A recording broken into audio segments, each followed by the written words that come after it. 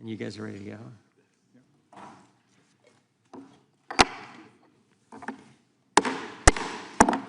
Committee will come to order without objection. The chair is authorized to declare recess at any time. We welcome everyone to today's hearing on Europe's threat to American speech and innovation.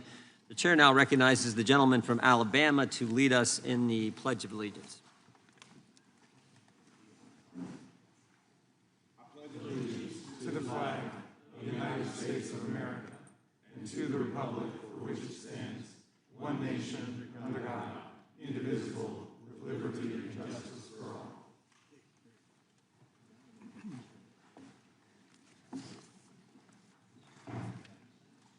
The chair is now recognized for an opening statement. And then we will move to our to the ranking member's opening statement, and then our witnesses will get 5 minutes. I want to just take an opportunity, maybe before I even do an opening statement, to welcome everyone back. Hope everyone had a good break. The ranking member and I, along with a few other members, Mr. Kiley, Mr. Fitzgerald, Mr. Correa, I think Mr. Swalwell and Ms. Crockett all had a wonderful visit to, and Mr. Cohen, to Europe, where we talked about this issue, and we learned some, I think, some valuable information then. So we look forward to today's hearing and hearing from our witnesses. But first, you got to listen to the chairman and the ranking member talk. On August 12th of last year, Thierry Breton wrote Elon Musk a letter. Thierry Breton is the commissioner in charge of enforcement of the Digital Services Act and the Digital Marketing Act. In the very first sentence, the guy in charge of enforcing this legislation passed by the EU writes this: "Dear Mr. Musk, I am writing to you in the context of recent events in the United Kingdom and in relation to the planned broadcast on your platform X of a live conversation between a US presidential candidate and yourself." So think about it.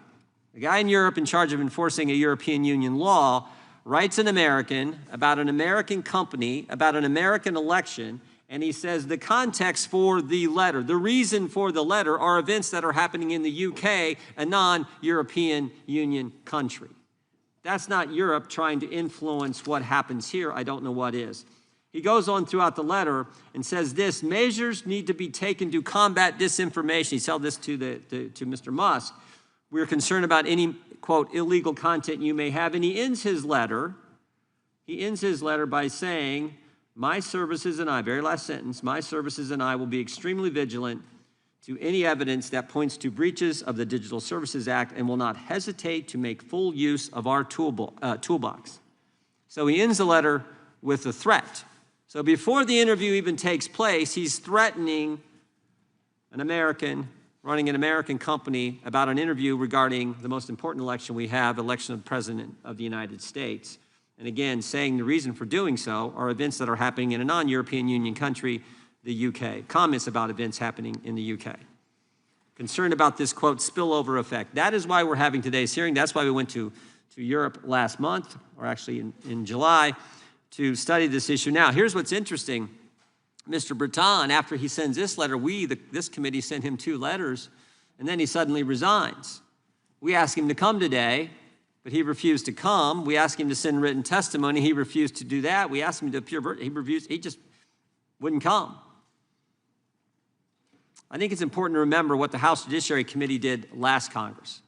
We investigated our government, the Biden administration, their attacks on free expression here in the United States.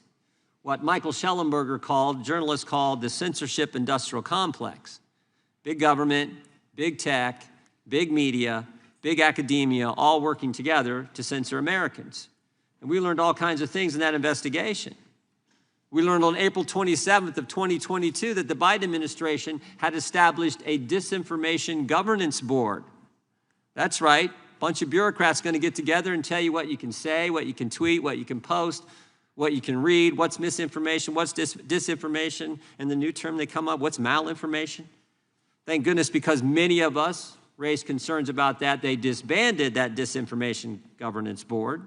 We no longer had that. We heard from journalists like Mr. Schellenberger, like Matt Taibbi, regarding the Twitter files. We heard from Tulsi Gabbard. We heard from RFK Jr., all Democrats, frankly. In fact, I took some heat for that. What are you doing bringing Democrats in front of the judiciary? We brought them in because they care about the First Amendment. It was interesting. When RFK Jr. came in to testify, the Democrats actually made a motion to go to executive session. Kick everyone out. No journalists, no one was allowed. They wanted to kick everyone out, go to executive session so no one could hear what RFK Jr. was going to testify to in a hearing on censorship. You can't make this stuff up. We learned that on January 23rd. Oh, think about that, by the way. We learned on January 23rd, 2021, maybe point this one out first, that there was an email. So the third day of the Biden administration, there was an email sent from the White House to Twitter which said, take down this tweet ASAP. And who had issued the tweet? Who had put out the tweet? RFK Jr. So you had the Biden administration trying to censor a fellow Democrat who was going to run against him in the Democrat primary. I mean, that is, and everything in that tweet actually were true statements. So we learned all that last year, and of course our investigation culminated with a letter from Mr. Zuckerberg on August 26, 2024 last year, where he said, yes, the Biden administration pressured us to censor, we did it, we're sorry, and we won't do it again. And Meta, Facebook, has now subsequently changed policy. They now go to the community notes policy instead of the, quote, independent fact checker approach that was being used before. We had one other witness last Congress, journalist from Canada, Rupa Subramanya, who I thought said something that was really important. She said, free speech is a core value of Western culture. And that is true, and that's what our concern is. We're concerned about the attacks on free expression in Europe, the censorship, the arrest for offensive posts, the chilling effect it all has on speech, but we're more concerned, frankly, as Americans, about the limits the DSA, the Online Safety Act in the UK, put on Americans' First Amendment rights, and the shakedown, and I think that's the appropriate term, the shakedown of American tech companies under the DSA, the OSA, and the Digital Marketing Act Digital Markets Act in the European Union. These acts target our tech companies that provide the modern town square, and they are the engines of innovation in our global economy. Since the turn of the century, European tech companies have languished behind their American counterparts. European governments have tried everything to change this except what might actually work, deregulating their own economy and letting free enterprise flourish. Instead of cutting red tape and allowing their own companies to innovate and grow, the EU and the UK are going after American companies that have grown to dominate the global tech landscape. Regulations like the EU's Digital Markets Act and the UK's Digital Markets Competition and Consumers Act impose burdensome requirements on US tech companies while leaving their European counterparts untouched. But these attacks on American companies won't result in a so-called European champion. Instead, China wins as Europe hurts both itself and America. They make the user experience worse. They distort the digital marketplace by allowing less innovative and less efficient foreign competitors to simply steal from US tech companies. In addition to attacking American tech companies, Europe is attacking free speech around the world, including here in America. Laws like the Digital Services Act and the Online Safety Act are the engines of global censorship regime targeting political speech disfavored by European bureaucrats. The censorship mechanism is simple. The DSA and the OSA effectively require social media platforms to change their terms of service to moderate more content.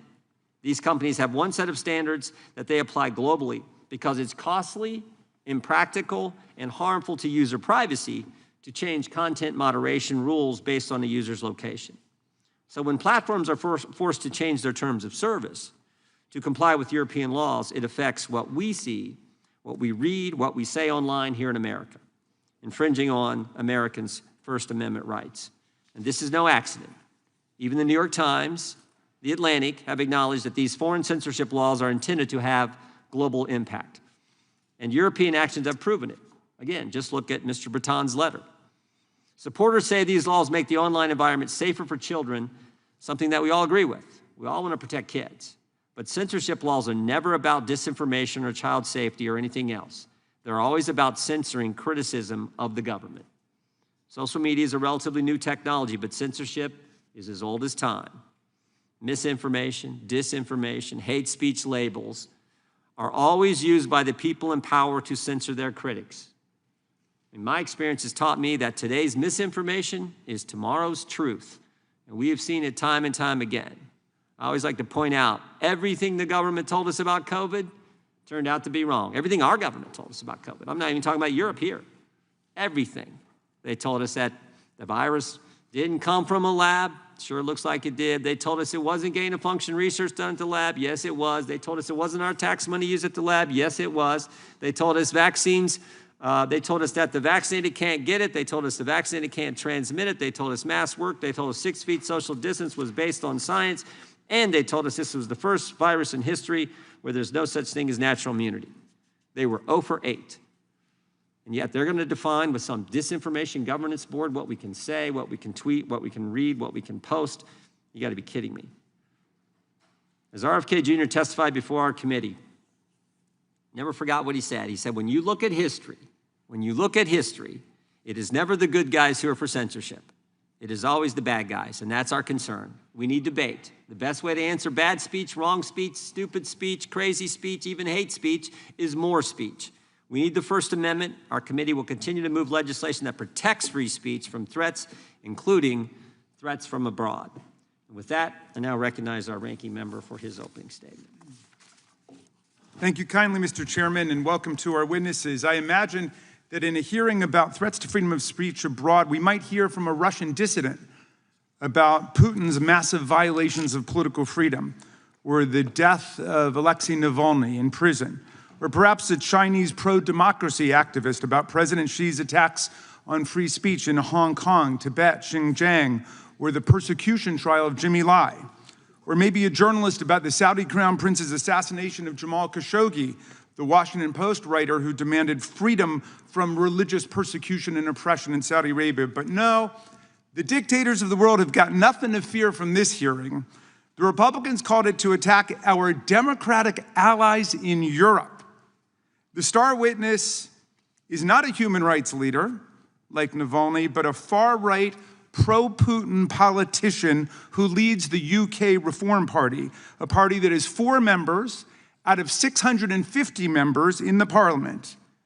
He calls England an authoritarian regime, while saying that Vladimir Putin is the world leader he admires the most. Well, this hearing mimics Vice President J.D. Vance, who went to the Munich Security Conference in February. In the first 2 minutes of his speech, whitewashed the world's leading autocratic regimes, proclaiming that the threat that worries him is not Russia. It's not China, he said, but rather it's our European allies. Amazing. Republicans are promoting far-right parties in Europe, like Alternative for Deutschland, Reform UK, and Rassemblement National Français, and ignoring massive repression in Russia, China, Pakistan, Saudi Arabia, and among all the autocrats of the world. Republicans are vilifying European liberal democracies simply for engaging in the kind of line-drawing exercises that we Americans engage in under our First Amendment with respect to the epidemic of child pornography, protecting children from other harmful content, defamatory speech, online scams and false advertising, and speech inciting riots and imminent lawless action, all forms of speech that the First Amendment does not protect and whose tricky contours must still be drawn by law. We could have a meaningful hearing on this complicated subject, but this hearing is just a drive-by hit against a strong Democratic ally to benefit a Donald Trump sycophant and wannabe.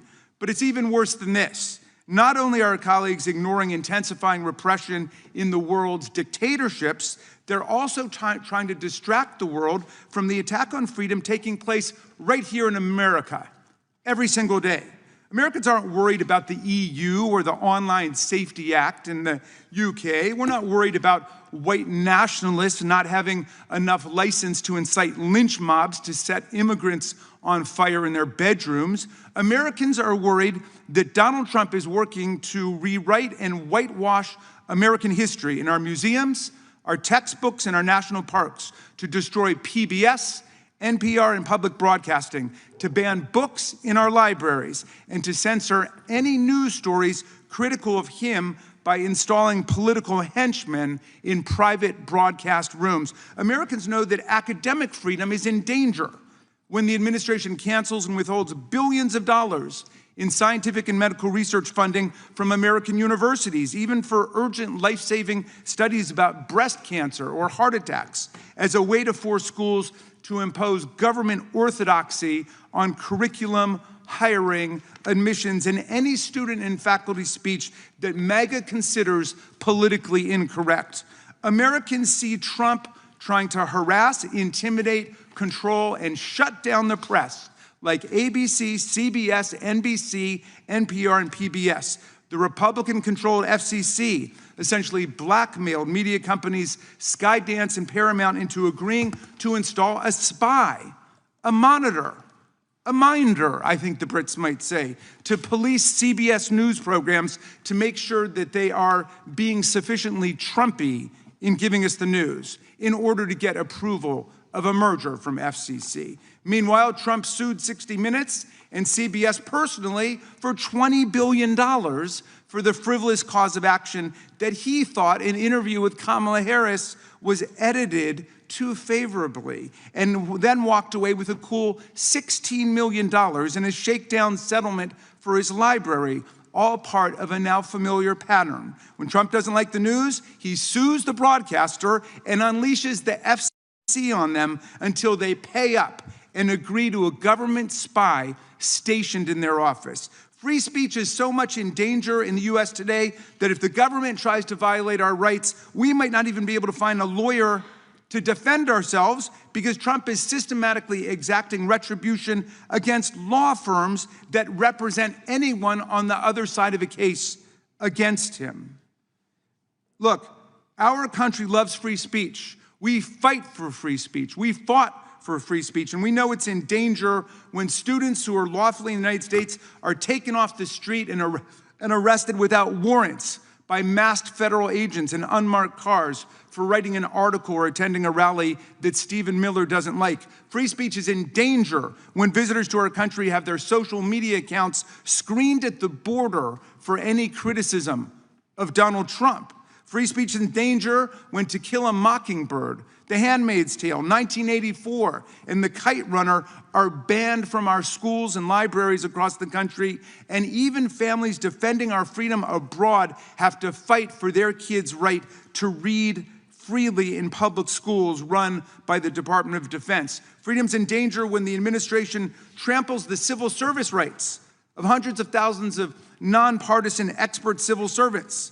These civil servants have been protected against political discrimination for more than a century to maintain the excellence and independence of our federal workforce, but they're now being fired simply for doing their jobs, like prosecuting violent criminals and insurrectionists who try to overthrow our government and attack our police officers, or because they honestly gave honest economic information and labor statistics to the public. These honorable civil servants are being fired because they won't be the political hacks Trump demands that they be. When private comments made by federal employees are scrutinized for anti-Trump bias and they can lose their jobs because of it, then we've entered the realm not just of Vladimir Putin, but of Joseph Stalin. Now, Mr. Trump and Mr. Farage both claim they're protectors of free speech, but they only want to protect speech they agree with. In the UK, Mr. Farage is openly promoting the abolition of the Human Rights Act of 1998 to be replaced with a British Bill of Rights that limits the right of free speech to British citizens and legally sanctioned residents. He complains that racist threats against immigrants are not protected free speech, while he proposes to strip migrants, tourists, and perhaps even visiting American congresspeople of any free speech rights at all. I had my own close encounter with that when Mr. Farage and his team presented for more than an hour in a conversation we had about free speech. And after 3 minutes of talking, he cut me off and terminated the meeting because he didn't like what I was saying. That's the kind of free speech he's committed to. There is a free speech crisis in America today, but there's no free speech crisis in Britain. UK Prime Minister Keir Starmer has not shut down GB News, where Mr. Farage has his own show, just because Mr. Farage has used his airtime to call for banning peaceful protests that he disagrees with. No one has stopped him from going on Russian TV 17 times and saying also and repeating that the one world political leader he most admired was Vladimir Putin, even though Vladimir Putin is a war criminal and a dictator who has regularly interfered in other countries' democratic elections. No one has stopped Mr. Farage from parroting Putin's absurd talking points, like when Farage claimed that NATO, the US, and Britain provoked this war in Ukraine. For a man who fashions himself as some kind of a free speech martyr, Mr. Farage seems most at home with the autocrats and dictators of the world who are crushing freedom on earth. Mr. Farage wants to get rid of the Online Safety Act in his country, a law shepherded by the Conservative Party and implemented by the Labour Party, which bans child pornography online, protects children from harmful content, forbids non-consensual pornography and other unlawful content. He should go and advance the positions he's taking here in Congress today in Parliament, which is meeting today, if he's serious about it. To the people of UK who think this Putin-loving free speech imposter and Trump sycophant will protect freedom in your country, come on over to America and see what Trump and MAGA are doing to destroy our freedom, kidnap college students off the street, ban books from our libraries, militarize our police and unleash them against our communities, take over our universities, wreck our professional civil service, and turn the government into a money-making machine for Trump and his family. You might think twice before you let Mr. Farage make Britain great again. I yield back. The gentleman yields back. I would just point out that the encounter that the ranking member had with Mr. Farage was a little different at my recollection than how it was described. And I would also point out that the gentleman alleges there's no free speech in America under President Trump, while his staff member is holding up countless number of articles criticizing the Trump administration. I think that's a little bit of a, well, let's say that's not how I think it actually goes. So we now will introduce today's witnesses. We will start with the Right Honourable Nigel Farage. Mr. Farage is a member of Parliament from Clacton and the leader of the Reform UK Party. He is also a television host and was a leading proponent of the Brexit campaign. Mr. Lorcan Price is an attorney with ADF International, a nonprofit organization that works to protect religious freedom, free speech, parental rights, and the sanctity of life. Before joining ADF International, he was an attorney in Ireland. Mr. Morgan Reed is the president of the App Association, a trade association comprised of app developers and connected device manufacturers. He routinely testifies before Congress on matters of interest to his members, including artificial intelligence, competition, and other issues. And we have Professor David Kaye. Mr. Kaye is a clinical professor of law at the UC Irvine School of Law. Professor Kaye previously served as the United States Special Rapporteur on the promotion and protection of the right to freedom of opinion and expression. We welcome our witnesses and thank them for appearing today. We'll begin by swearing you in. Would you all please rise and raise your right hand? Do you swear or affirm under penalty of perjury that the testimony you're about to give is true and correct to the best of your knowledge, information, and belief, so help you God? Let the record show that each of the witnesses answered in the affirmative. You can, thank you, please be seated. Please know that your written testimony will be entered into the record in its entirety. Accordingly, we ask that you summarize your testimony in 5 minutes. I think we'll just go down the line, and we will start with Mr. Reed, then Mr. Price, Mr. Farage, and then Professor Kaye. So, Mr. Reed, you're recognized. 5 minutes. My name is Morgan Reed, and I'm the president of ACT, the App Association. Our members are small and medium-sized tech companies from your districts and around the world. We build and sell the apps and the products you love. If you're scheduling a haircut, tracking your productivity at work, or using online tools to train your employees, it's likely one of my members made that happen. I'm here to tell you that our European members are just as good, just as smart, and just as entrepreneurial as our American members. Whether it's Clement Sauvage in France, Mitchell Volkring in the Netherlands, or Mark Thomas in the UK, their companies are busy trying to change the world. The difference between them and our American members can be seen in the ever-growing wall of ex-ante regulation and compliance requirements from an EU government that is constantly asking how government can be more involved rather than less. Unfortunately, the DMA is a perfect encapsulation of the problem. Ostensibly, it exists to make it easier for EU companies to compete with the US tech lead. Instead, it just creates leadership in red tape. Small companies find value in the bigger platforms for 3 boring and absolutely vital reasons. They need to offload overhead, have access to a global market, and have customer trust. Because small businesses are always overworked and undermanned. For us, offloading overhead is critical, A small business is trying to ship a product, not learn about tax laws in 160 countries. We don't want to sign multiple contracts with middlemen to handle shipping or web storage or send bills to dozens of different platforms, each with their own PO system. Small businesses need to focus their time on serving the customer to compete. And of course, to grow your small business, you need customers. And that means access to a global market. If your product has fewer than 100 customers in your state, that's a hobby. But 100,000 customers worldwide, that's a business. Nearly every one of the DMA's designated gatekeepers are actually gateways to a global market. But you might say, Morgan, the internet itself is a global market.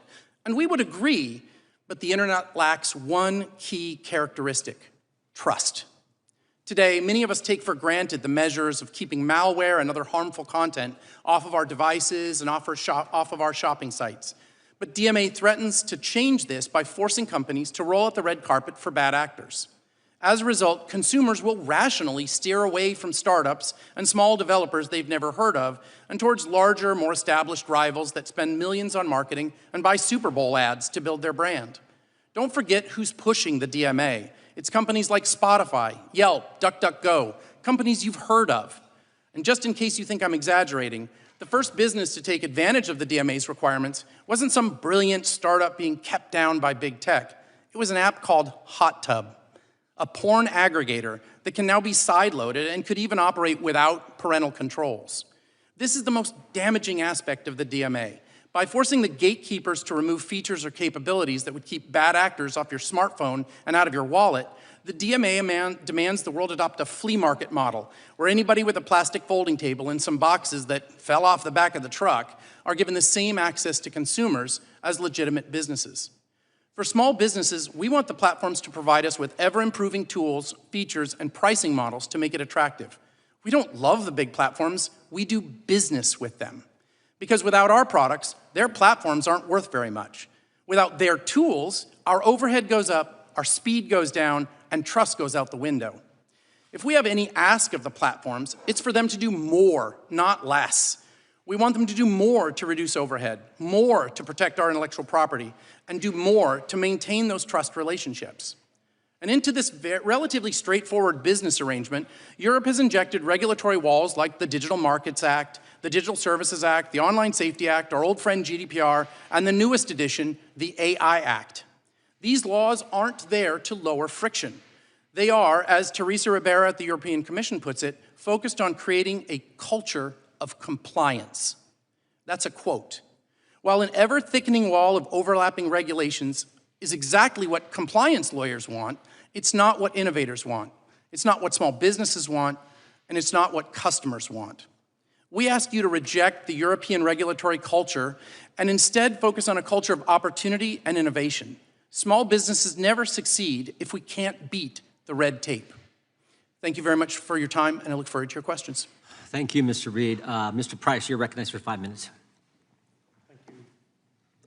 Thank you very much. Good morning, Chairman Jordan, Ranking Member Raskin, distinguished members of the committee, ladies and gentlemen.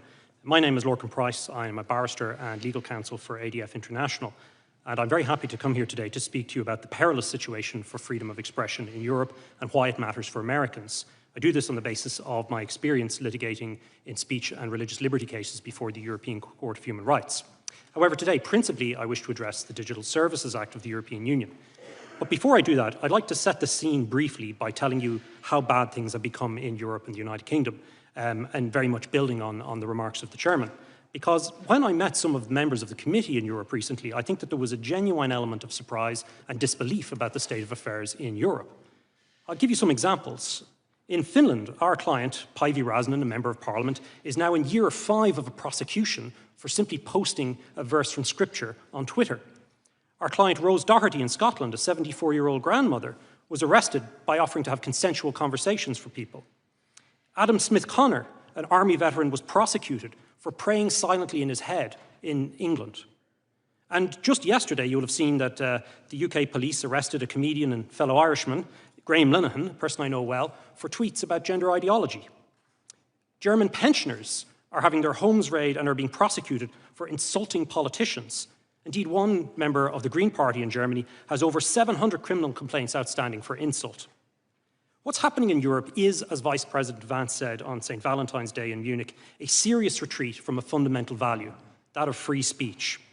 It's a sign that our European political elite has lost control of the narrative, and the Digital Services Act is the response to that, an increasingly desperate attempt to suppress growing public discontent.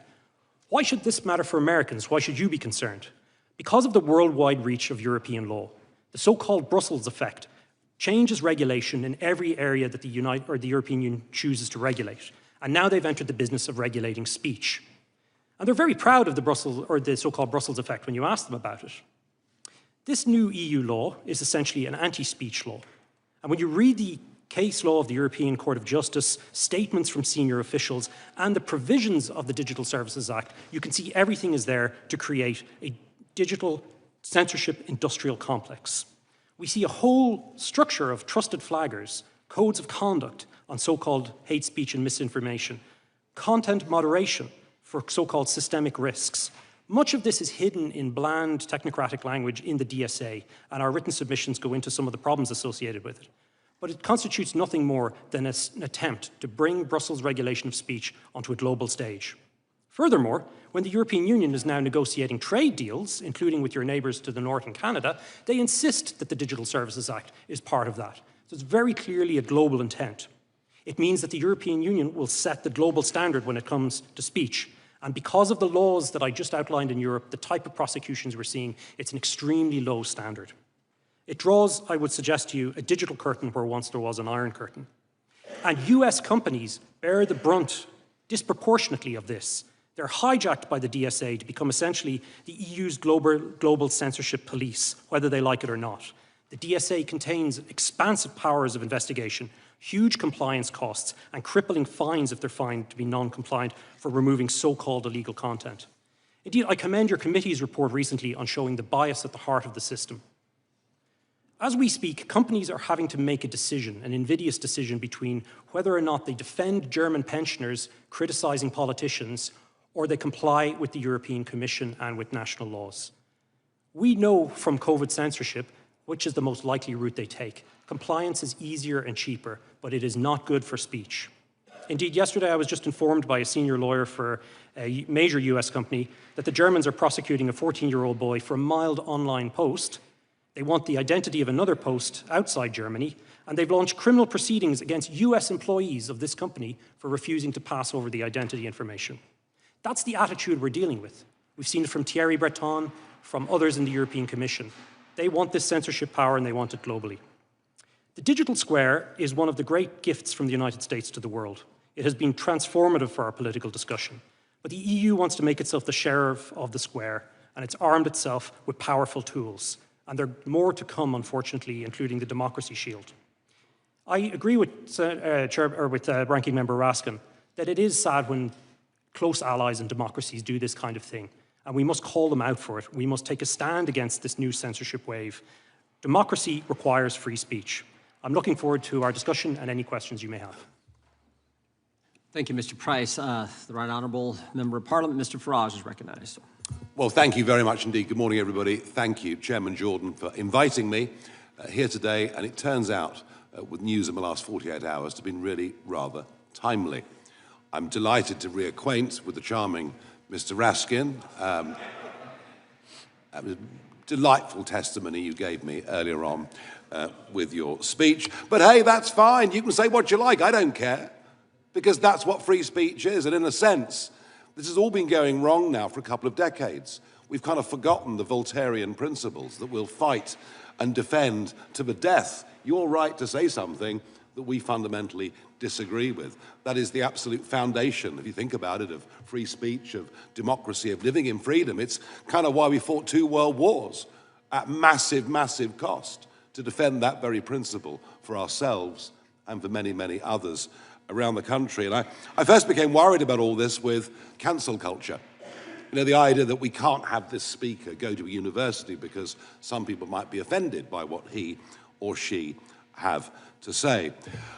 It is important to note that there is not a parent in the United Kingdom, and I would guess it's the same for America too, that is not concerned about content their children as minors can find on the internet. Not a single parent that is not concerned about this. But at the moment, we're not finding the right solutions. I do myself begin to think that hardware might be one of the solutions, that laptops, that handsets could be programmed so that many, many apps and many, many services simply aren't available from these devices. But what we've done is to go down the legislative route. And it's extraordinary that, I come from the land of Magna Carta, I come from the land that gave us the mother of parliaments, and it doesn't give me any great joy to be sitting in America and describing the really awful authoritarian situation that we have now sunk into. J.D. Vance did us all a service at the Munich Security Conference back in February this year. He really got this debate up and running, and it's a vital one. We've run on since then. The Online Safety Act was put in place by the last Conservative government. I don't doubt for a minute they're good intentions, but sometimes the road to hell is paved with those good intentions. And we are now where we are. We have a couple of very famous cases. We, of course, have Lucy Connolly, who put out an intemperate tweet after the savage murder of those 3 beautiful young girls, she herself, a mother who had lost a child. It was intemperate, it was wrong, but she removed it 3.5 hours later, sentenced to 31 months in prison. She's now out, having served 40% of the time. I wanted to bring her with me today as living proof of what can go wrong. Sadly, the restrictions that have been put on her banned her from making the trip, which is a very, very great shame. And we, of course, have the extraordinary events that we understood yesterday of Graham Linehan, the comedic writer, and he put out some tweets months ago when he was in Arizona, and months later he arrives at Heathrow Airport to be met by 5 armed police. Armed police, not a big deal in the USA, a very big deal in the United Kingdom. 5 of them. And he was arrested and taken away for questioning. He's not even a British citizen. He's an Irish citizen. This could happen to any American man or woman that goes to Heathrow that has said things online that the British government and British police don't like. It is a potentially big threat to tech bosses, to many, many others. This legislation we've got will damage trade between our countries, threaten free speech across the West because of the knock-on rollout effects of this legislation from us or from the European Union. So I've come today as well to be a klaxon, to say to you, don't allow, piece by piece, this to happen here in America. And you would be doing us and yourselves and all freedom-loving people a favor if your politicians and your businesses said to the British government, you've simply got this wrong. At what point did we become North Korea? Well, I think the Irish comedy writer found that out 2 days ago at Heathrow Airport. This is a genuinely worrying, concerning, and shocking situation, and I thank you for the opportunity to come here today. Thank you, Mr. Farage. Well said. Thank you, Mr. Farage. Professor Kaye, you're recognized for 5 minutes. Chairman Jordan, Ranking Member Raskin, members of the committee, thank you for the invitation to appear before you. I ask that my written statement be entered into the record. My name is David Kaye. I'm a law professor at the University of California, Irvine, where I research and teach in international law. I know something about censorship. From 2014 to 2020, I was the United Nations Special Rapporteur on Freedom of Opinion and Expression. In that role, I monitored a growing global assault on free speech. Among other things, I led a landmark effort to call out China's attacks on civil society. I detailed repression of media and criticism in Putin's Russia. I condemned Iran's suppression of dissent. And I even criticized democratic governments when they sought to force platforms to take down lawful speech. That is censorship. Violations of the human right to seek, receive, and impart information and ideas of all kinds, guaranteed by Article 19 of the International Covenant on Civil and Political Rights, a treaty ratified by the United States in 1992. Inspired by the First Amendment, it guarantees a speaker's rights and the rights of everyone to access information. So it pains me that the United States, the country that had my back as Special Rapporteur, the land of the First Amendment's make no law, now leads the charge to undermine freedom of speech and of the press. The threat is real, live, and I think shocking given our nation's historic commitments. The administration follows a well-worn path.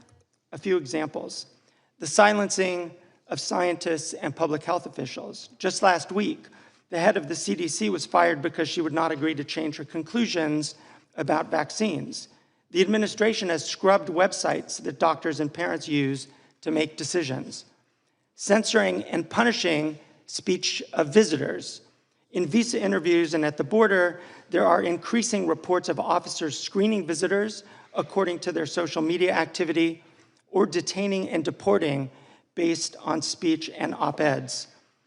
And the repeated assaults on the media, as we've seen attacks on public broadcasting, frivolous lawsuits against media outlets, and the decimation of Voice of America. This is the tip of an iceberg of censorship that should concern this committee and every American. Yet US officials who claim to be free speech warriors are spending their time looking abroad. Now, I know of nobody who argues that EU and British laws on speech are perfect. Still, the EU Digital Services Act and the UK Online Safety Act respond to problems both sides of the aisle in Congress have found serious but have yet to address: the enormous, opaque, and unaccountable power of a small number of massive tech companies over our information environments. The EU answered the question of massive platform power not by claiming new powers to take down content or accounts. It adopted new rules to empower users, including by requiring notice and an opportunity to appeal content moderation decisions. The Online Safety Act, championed by Labor and conservative parties, was widely popular as an attempt to hold big tech accountable. It does have elements that concern me. Yet whatever faults it might have, it, like any other British law, is subject to legal challenge and review by courts for any violation of fundamental rights, just as we would expect of any democracy. Neither established censorship regimes. I encourage members of this committee to consider two things. First, instead of criticizing allied democracies, consider the kinds of content online that you find objectionable. Maybe it's anti-Semitic or Islamophobic content, misogyny, child endangerment, content glorifying terrorism or inciting violence. How do you propose to address those in a way that is consistent with free speech values? That's not an easy question, and it can't be waved away with just 3 words: because free speech. The EU and the UK have made their choices, subject to democratic judicial oversight, and acting in good faith. I think this committee could do the same.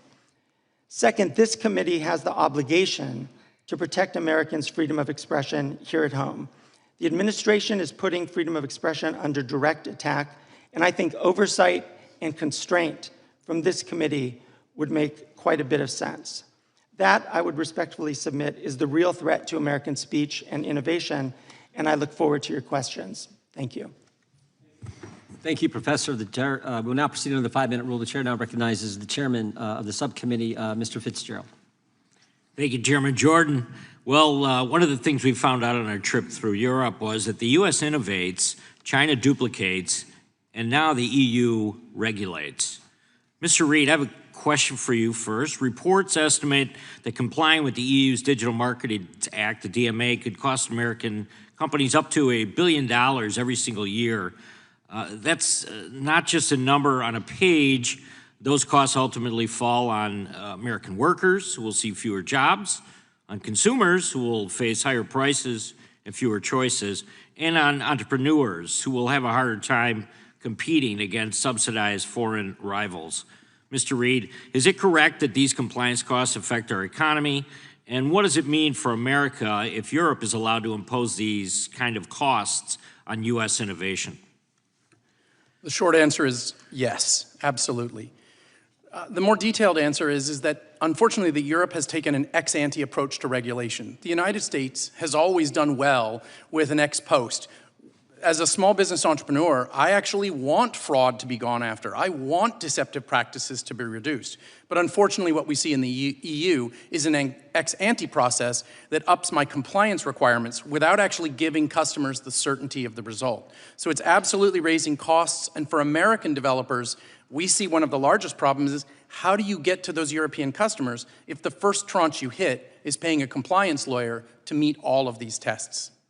Thank you. Mr. Price, our Federal Trade Commission Chairman Ferguson has warned the government regulation can stifle, obviously, competition and innovation, and in many cases, the government itself becomes the most dangerous of all the monopolies. Isn't it the DMA, is the DMA a perfect example of that? It kind of weaponizes and makes it burdensome with regulations. Can you give me your comments on the DMA and what do you think the status is right now? I certainly agree that European regulation generally slows down competition. It creates a situation whereby companies are unable to innovate with any degree of speed because they're constantly looking over their shoulder towards regulators around compliance. DMA, a very good example of that. Not just the DMA, though. Of course, you have the General Data Protection Regulation, GDPR. You have the DSA, the Digital Services Act, and constantly more and more being added. It's been estimated in the digital market space alone since 2016. 30 pages of regulation existed at the time. We're now over 1,000 and growing. So the European Union's response to American innovation is more and more regulation, generally around nebulous concepts like safetyism and protecting consumers, but very often just, particularly with the DSA, to create, unfortunately, a censorship industrial complex, as I outlined. DMA, very good example of that as well. Thank you very much. Mr. Reid, if I could come back to you, President Trump just secured a landmark commitment from the EU to address unjustified digital trade barriers. It was part of the US-EU trade deal. I'm hopeful that this will result in the EU kind of removing, and a lot of people we talked to in Europe when we were there said that there was a possibility that they could pull back on some of this. What action could President Trump take to hold the EU accountable to their commitment? And are there additional enforcement tools that Congress could provide to make that happen? Well, I think, Congressman Fitzgerald, you've done great work in reaching out and sending letters to make it clear what the position of the United States government is on these issues. The reality is that the Europeans themselves, through the Draghi report, are recognizing that they have done a lot to harm those very same industries. We're hopeful that the United States can continue to use the careful power and the careful discussions through our trade negotiations and other actions to get them to step back. But we're here to talk about free speech, and so one of the things I would point out is we want the small businesses in Europe to also be able to speak and say, hey, we need these regulations pulled back. So just to follow up to that then as well, a 2024 staff report by the Housing Oversight Committee found that FTC Chair Lina Khan was using taxpayer dollars to send agency quote-unquote liaisons to the EU to assist with the implementation of the Digital Markets Act. Mr. Reid, do you think it's appropriate for that type of consultation or for the use of taxpayer dollars to help a foreign country implement laws that unfairly discriminate against U.S. companies? Well, we don't think taxpayer dollars should ever be used to unfairly discriminate against United States companies. We're hopeful that U.S. taxpayer dollars can be used to ensure open markets around the world and a safe environment for our entrepreneurs to succeed. Thank you, Chairman. I yield back. Gentleman yields back. The chair now recognizes the chairman of the subcommittee, or ranking member of the subcommittee, gentleman who made a big announcement this week. We're sorry to hear about, but we appreciate your service, and you are recognized for 5 minutes. Thank you. Mr. Chairman, there is a clear and present danger to free speech in America, but it is not across the Atlantic Ocean. It is right here in Washington, sitting in the Oval Office. At a time when the greatest threat to the First Amendment rights of Americans resides in the White House, our Republican colleagues have brought us here today to talk about Europe. They've invited a fringe politician from the United Kingdom to attack the laws regulating certain conduct online in his country and the European Union, laws that are intended to combat disinformation by hostile foreign actors, hate speech, and other fraudulent or criminal conduct. They have sounded the alarms about these foreign laws, But when it comes to the Trump administration's suppression of speech in this country, Republicans are curiously and dangerously silent. There is virtually no corner of society that Donald Trump and his administration have left untouched by their effort to impose their radical views on the American people and to stamp out dissent. Since taking office, President Trump and members of his administration have used the powers of the executive branch in an attempt to silence their political opponents by attacking our core democratic institutions, such as academia, the legal profession, and journalism. These are moves straight out of the authoritarian playbook. For example, the Trump administration has taken aim at colleges and universities, trying to bend them to its will by withholding billions of dollars in scientific research funding, a short-sighted move that will set back innovation in this country by decades. And in some cases, including at my alma mater of Columbia, it has demanded onerous conditions that infringe on academic freedom. On these same college campuses, students are being kidnapped for writing op-eds, and others are being deported for participating in protests. The Trump administration has also targeted disfavored law firms that dare to challenge the president or to hold him accountable, or simply for hiring an attorney who clashed with Trump in the past. Some have sadly capitulated to its campaign of extortion. The president has even taken aim at the arts and humanities, launching a hostile takeover of the Kennedy Center and censoring exhibits at the Smithsonian Institution, attempting to whitewash American history and to stamp out free expression. He has also engaged in a dangerous campaign of harassment and intimidation of the media. For example, last October, he sued CBS for $10 billion for editing a 60 Minutes interview with Kamala Harris in a way he didn't like. Although this suit was widely ridiculed by First Amendment attorneys who called it meritless and absurd, Paramount, the parent company of CBS News, was desperate to win approval from the Trump-controlled FCC for its proposed multi-billion-dollar merger and felt pressure to settle this baseless lawsuit. Ultimately, it paid $16 million to settle the suit, and just days later, the FCC approved the merger. What a coincidence. This followed ABC's settlement of a similarly baseless Trump lawsuit for $15 million because of corporate pressure. And now the Wall Street Journal and Rupert Murdoch face their own $10 billion lawsuit from Donald Trump over the Journal's reporting that shed new light on Trump's well-documented relationship with Jeffrey Epstein. I'm not aware of any president in the past suing media companies or newspapers or television stations for free expression they didn't like. Professor Kaye, the free press is essential to our democracy and the rule of law. Can you explain how President Trump's attacks on the news media and his attempts to sue them into silence impact freedom of expression and freedom of speech in this country? Yes, thank you, Mr. Nadler, and congratulations on your announcement this week. Well, I think it's important to note that when we're talking about attacks on the press, it's not just about attacks on the journalists themselves or the media outlets themselves. It's about every American's right of access to information. It's about the freedom of public debate that we get from a media that isn't intimidated either by suit or by criticism from the Oval Office or whatever it might be. And so I think it's really important to think about these kinds of attacks, not only as those on journalists, but on the entire information ecosystem. And I think it's also important for us to realize that we can't pick and choose what censorship we like and don't like. I think the chairman's statement was really correct when he said censorship used by people in power to censor critics, that's at the core. And we should be examining where do we see that. We tend to see that quite a bit in this country, I think in an unprecedented way. In your testimony, you identified a number of threats to freedom of expression in the United States, including science and public health. It's also been reported that the government has a list of hundreds of words, ranging from issues related to climate change to diversity, equity, and inclusion, that it essentially is banned from government websites and uses to make funding decisions. Is this true? I've seen those reports, and I understand that to be true as well, particularly the use of lists of words, essentially to censor research that would be conducted by scientists at universities and at national academies in the United States. Thank you. My time has expired. I yield back. Gentleman yields back. The ranking member is recognized for unanimous consent. Understand? Yes. Gentleman's Thank you, Mr. recognized. Chairman.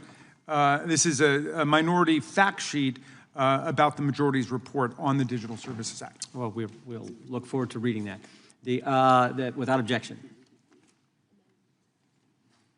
Mr. Chairman, I have another. The gentleman from New York is recognized for unanimous consent. Mr. Chairman, I have a unanimous consent request. I ask unanimous consent to enter into the record an article published by Reuters on October 29th, 2024, titled Fact Check, UK Woman Jailed for Inciting Racial Hatred, Not Posting Hurtful Words, which confirms that Lucy Connolly pled guilty to inciting racial hatred and was not, as claimed in deceptive social media posts, punished merely for posting, quote, edgy words on the internet. Without objection. I'm sure we'll Thank be you, Mr. some Chairman. comments about that later. And the gentleman from California is recognized for 5 minutes. Thank you, Mr. Chairman. Professor Kaye, being a fellow Californian, I'm sure you're aware and could correct the ranking member that our own governor has sued Fox for $787 million. Isn't that correct? I'm not familiar with that. Well, I didn't think you would be, but neither was the ranking member, apparently. MP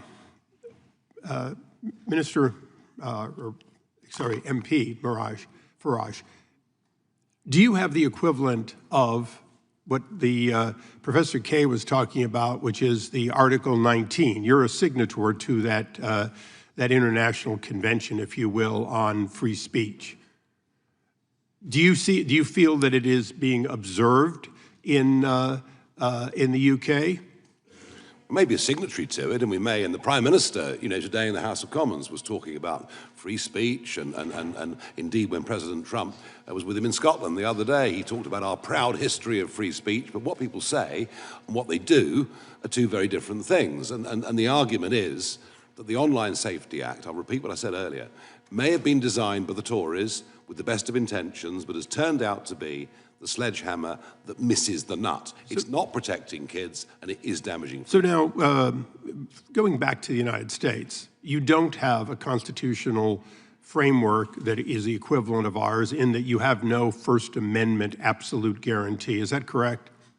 It is correct. Our Constitution isn't in written form. It's based on common law that's evolved and adapted over centuries, and your founding fathers looked at the best bits that we had. So it appears in Europe and in the UK, free speech is whatever the bloody members think it is at a given time, and it changes with the will of the people they elect. Is that right?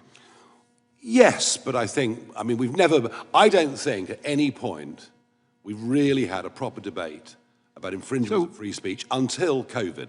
And I think COVID changed the game. Okay. I think the government, social media platforms, big media, suddenly there were arguments that needed to be made that were banned. So, Mr. Reed, to your knowledge, and I would go to the professor, but he seems to be ill-informed even on our own governor's lawsuits. First Amendment. In the United States, you can sue for anything. Do you often win if you sue against institutions like Fox, Wall Street Journal? Isn't it true that effectively the First Amendment creates a tremendous shield against anything except malicious, deliberate lies? Not my area of expertise. We can absolutely talk about apps, but as an American, yes, that is absolutely my understanding. And you have no such protection, just the opposite. You have no idea in Europe or in Britain about what is going to be allowed or not allowed. In other words, you don't know where to call balls and strikes. You just simply have to pay the fines when you get to them. Well, I only carry one passport, so I'm more aware of the American laws, but that is my understanding correct. Okay, now, we do have a First Amendment, and we are a signatory to Article 19. So I'm going to go a little bit into opinion. Now, I'm the author of No Censorship on Our Shores, meaning, Mr. Price, I know you're familiar with it, I'm not going to tolerate censorship overseas and then have those people come to the United States.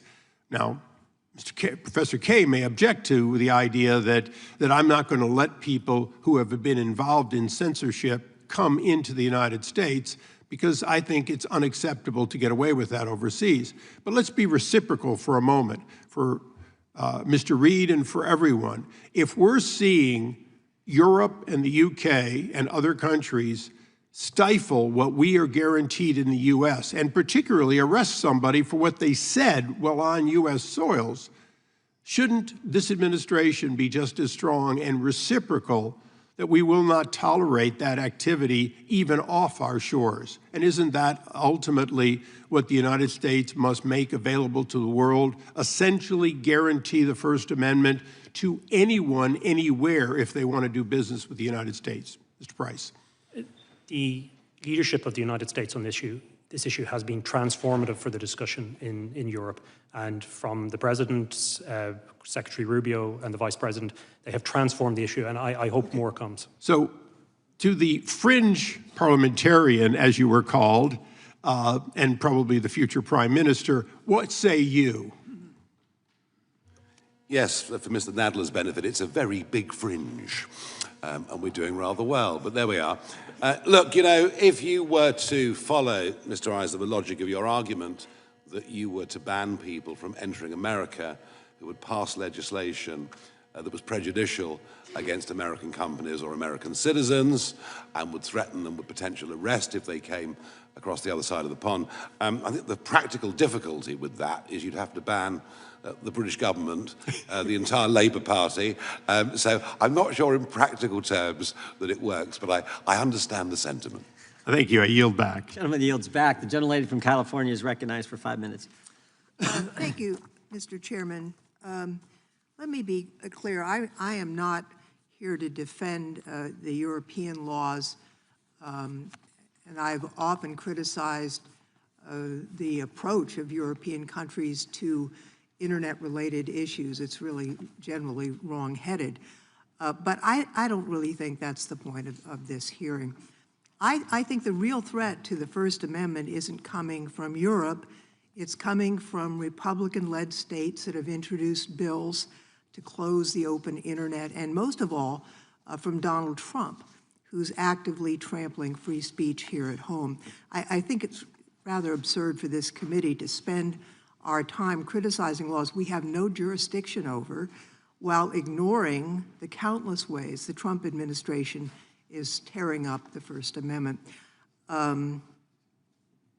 If this committee is really serious about protecting free speech, we need to focus on the Trump administration's literal assault on the First Amendment that's happening right here at home. So, Professor Kaye, I have a series of questions for you.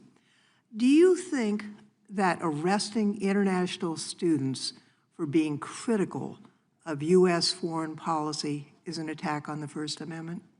Yes, absolutely. And isn't that because it's not just the right of the person to speak, but the right of all the rest of us to hear? The First Amendment isn't just about the speaker, it's also about the listener. Isn't that correct? Right, that's true. Now, a federal judge agreed with you and with us, warning that arresting students for their views chills the speech of millions of Americans. The government can't punish speech simply because they don't like its content. This year, as has been mentioned by others, President Trump's FCC blocked the CBS merger until the network agreed to change its programming and install a so-called bias monitor. The head of 60 Minutes resigned, saying he could no longer make independent decisions about the news. Doesn't that sound like a violation of the First Amendment's guarantee of a free press? It does, and I think it's important to underline that restrictions on free speech don't come just from a law or the police outside your door. It can come from a whole network of intimidation, of public attack that really does chill speech, including the kinds of attacks that lead to deportations of people who are here just to study. Since January, the Trump administration has revoked over 6,000 student visas because the speech of these students didn't align with what Trump agreed with. And now they're doing the same to immigrants who are applying for citizenship. Does that raise First Amendment concerns, do you think? I think it raises First Amendment concerns, but it's also in a broader way, it's raising concerns about our tolerance of dissent, of this government's tolerance of criticism. And not everything is specifically about the First Amendment and the ability to enforce it in our courts. Sometimes it's about leaders in our country actually promoting a culture of open debate and open access to information, the very things that we've heard a lot about already this morning, a kind of marketplace of ideas that some people still talk about, that's not just about what the law provides, that's also about how our leaders behave towards that kind of open debate. The Federal Trade Commission held up a merger of two major advertising firms, Omnicom and Interpublic, until they agreed to run ads on X, essentially a government-ordered gift to Elon Musk. Isn't that a blatant violation of free speech standards, forcing private companies to promote speech they otherwise wouldn't? It's certainly a kind of extensive use of the term of jawboning that has come up over the last several years. And it's a kind of pressure that absolutely interferes with free speech. And it's also the kind of weaponizing of our federal agencies in support of a particular actor, a particular business person. It seems to me that these actions affect not just the companies or the individuals that are the target of this abuse, but they're also to scare off everyone else from engaging in that behavior. Would you agree with that? Yeah, absolutely. I think that what we're seeing right now with just this essentially a kind of avalanche of restrictions and intimidations of free speech in this country, that it's designed to chill that kind of debate. It's designed to chill whistleblowers, to chill scientists, to chill professors and students. I think that's essentially what we're witnessing right now. My time has expired, Mr. Chairman. I yield back. Generally yields back. Mr. Chairman, I ask unanimous consent. You see request from John California? Yes, I ask unanimous consent that the Politico ad or news that was dated June 27, 2025, saying Gavin Newsom sues for $787 million be placed in the record. Without objection. Mr. Price, has anything in the Digital Services Act changed in the last year? No, sir. Hasn't been amended, hasn't been changed at all? No, sir. So everything Mr. Breton wrote 1 year ago today, well, August 12, 2024, that's still in place, where he said to an American running an American company about an interview that was yet to happen, future happening interview, threatened this individual. None of that nothing in the law has changed that would change what actions this individual took. Nothing in the law. Just because Mr. Breton's gone doesn't mean Ms. Verkunen can't do the same darn thing, right? Precisely. Yeah, and that's the concern. Mr. Price, is this statement, we need to take back our country, is that statement hate speech? We don't really know what hate speech is. It's so vague, and that's the problem with it. I wouldn't regard that as hate speech. Well, you may not, but the EU regulators do, because they had a workshop on May 25th where, this is part of our investigation, material we'd subpoenaed, they gave us this information, and they said it is hate speech. That's a concern, right? Yes, sir. And it could be made by an American and be termed hate speech, and there could be some ramifications for Americans' First Amendment liberties. Is that accurate? Yes, sir. Okay, Mr. Price, what's a trusted flagger? A trusted flagger is an NGO or a private organization that's recognized under the DSA, and if they identify or a complaint has been made... Wait. Recognized by who? Oh, the terms of the DSA. Oh, and the national regulators and the commission as well. Okay, and they do what? So they're recognized by the government. They're approved by the government. Yes, all right? And what do they do? If they identify content that they regard as illegal content, the companies have to give priority to removing that content. Oh, so people that the government approves tell companies what they can allow on their platform and what they can't, right? That's correct, sir. And the same people who approved these folks are the same people who conducted the workshop and said, we need to take back our country as hate speech. Is that fair to say? That's correct, sir. Yeah, and that's the concern. And what happens if these trusted flaggers approved by the government, the same government that says we need to take back our country as hate speech? By the way, I think that statement is made probably more by Democrats right now than Republicans. I think the head of the Democrat National Committee made that statement like 3 months ago at a big Democrat rally or something they were having. So the same people who say that's hate speech approve the trusted flaggers, who then tell the platforms what they can and can't have on their platform. And if they don't agree with what the trusted flaggers say, there's civil penalties. Is that right? Yes, sir. Both under national law and the DSA, investigations begin, and there's a whole process that can result in enforcement and then ultimately crippling fines for companies. And those crippling fines, those civil penalties can be what, 5%, 10% of global revenue, depending on the Online Services Act or the DSA? Under the DSA, 6%. 6%?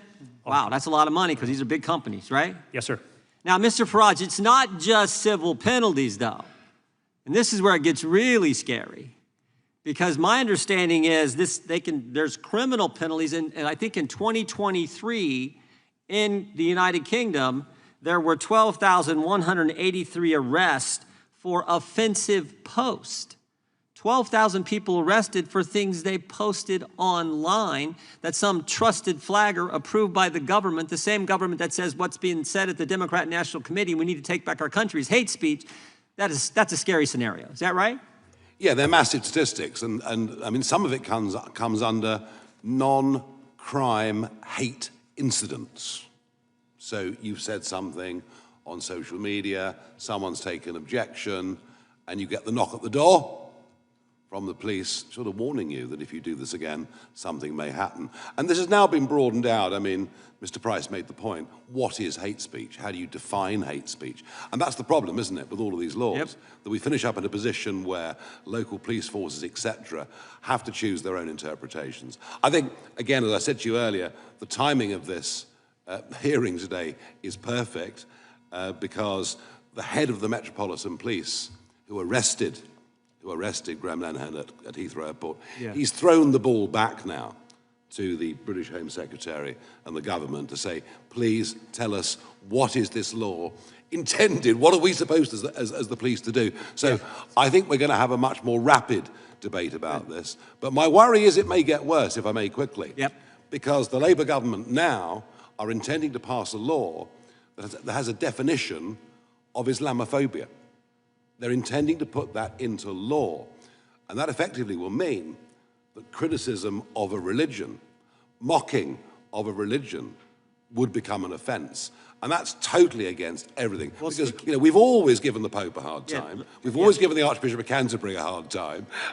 So we're finishing up kind of with two-tier law and two-tier justice. Well, and that's very I concerning. had one other question I'd like to get from maybe you and Mr. Price, if I could. Speaking of religion, tell me what performative prayer is. This is something we've seen and we've discovered in our investigative work. Maybe we'll start with Mr. Price, then go to Mr. Farage. Yes, sir. We have a client at the moment who's been prosecuted or was arrested in Bristol for a Christian pastor preaching about the differences between Christianity and Islam. He was then assaulted by a group of people identifying as Islamic people. The police arrived and they arrested him, not the people who assaulted him. This is the state of play in the United Kingdom in terms of free speech. And unfortunately, across Europe, I mean, I have a whole file of cases here where people have been arrested for criticisms of Islam, where they've been prosecuted. So things are getting pretty bad. Yeah, that extends to abortion clinics, doesn't it? And the abortion debate in Britain and Europe is different to the abortion debate in America. It's in a different place. Mm-hmm. But we have seen people warned or arrested if they've been seen to be praying outside abortion clinics, even if they're doing it silently. Hence, it's performative in the sense they're doing that. And you know, I'm afraid you now have to be a certain distance away from one of these clinics. But if other members of the public object and say that your praying there is causing them psychological harm, well, the police may intervene. Thank you. Mr. Chairman, may I comment on one of these issues very briefly? I'm fine if the ranking member, okay. I may have to ask you a question after you comment. When you do that, go ahead. I realize I'm opening the door. Yeah. I just wanted to note on this question of what is hate speech. First off, the question of identifying hate speech is not something that happens in a vacuum. In the UK, in Europe, there are very strict rules around the definition of hate speech that connect it not merely to speech, but to incitement. So it's incitement to violence or hatred or discrimination. And I think that's just an important baseline point, that this isn't just about pure speech, it's about the kind of speech that might lead to violence. And related to that, when you mentioned this hypothetical of take back our country, and is that hate speech? My understanding is that that came up in the context of a hypothetical related to persistent harassment of a Muslim girl. And that was the hypothetical. And the question was, in that particular context, did that constitute a kind of incitement to some violence against this young girl? So I think it's important to put some of these kinds of abstract questions into that kind of context. Professor, did you agree with the Biden administration when they established the Disinformation Governance Board? I didn't take a position on that. I do think that disinformation is an issue that... The government should be deciding what we can say and what we can't? Absolutely not.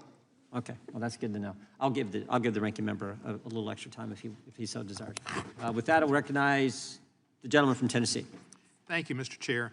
And firstly, I was pleased to join on the Codell, and it was a very fine, good Codell. I appreciate the chair, my friend and my classmate from 2006.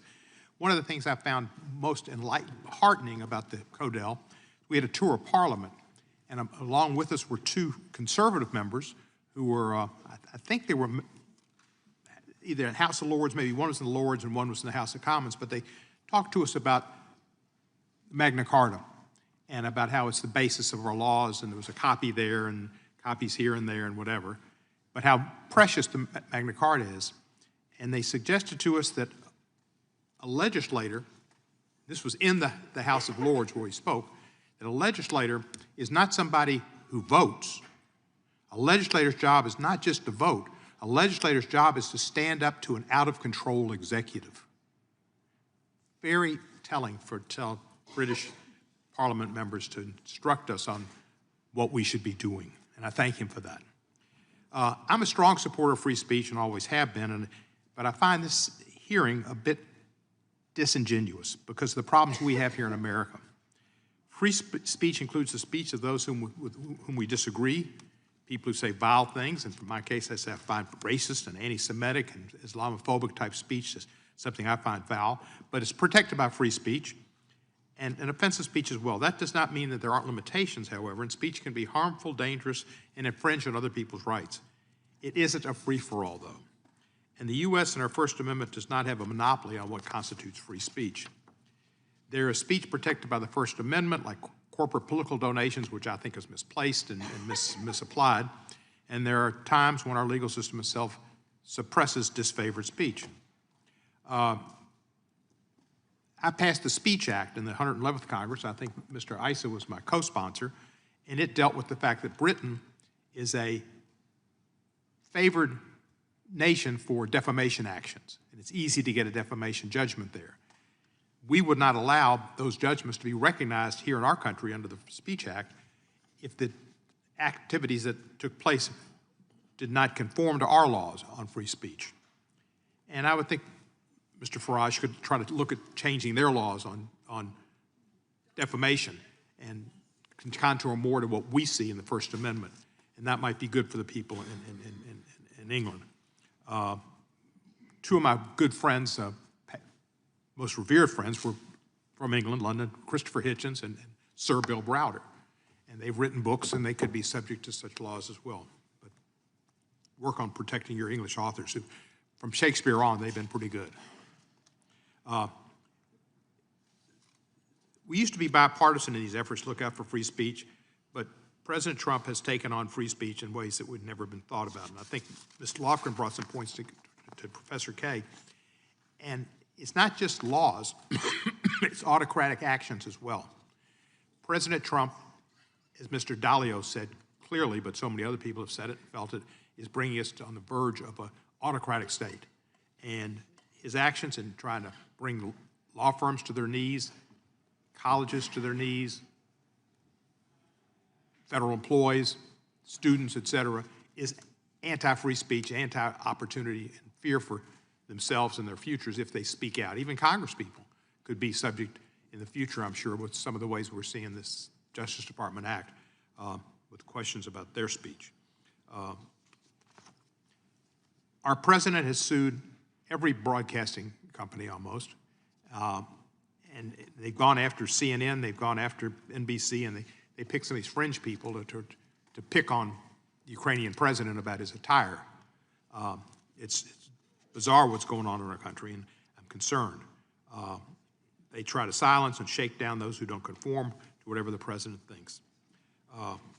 We need to understand that his review of the Smithsonian exhibits and other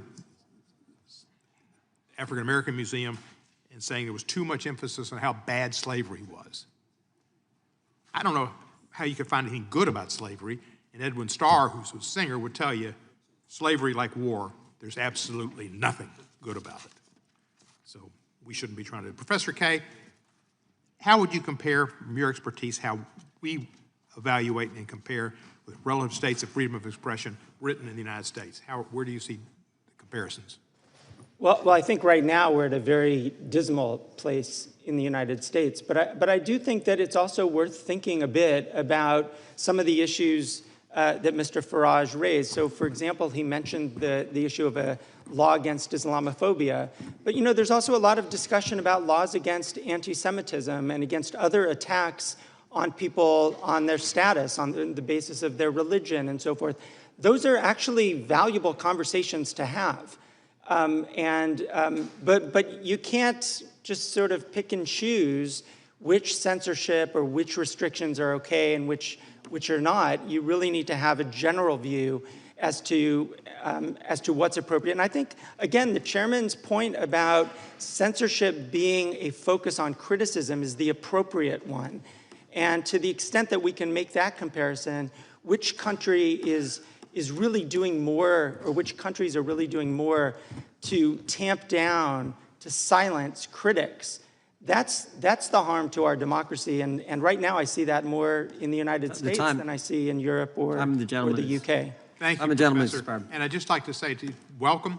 I have a lot of British friends and respect for Britain. I have a great time when I'm there, but I'm happy we won the war.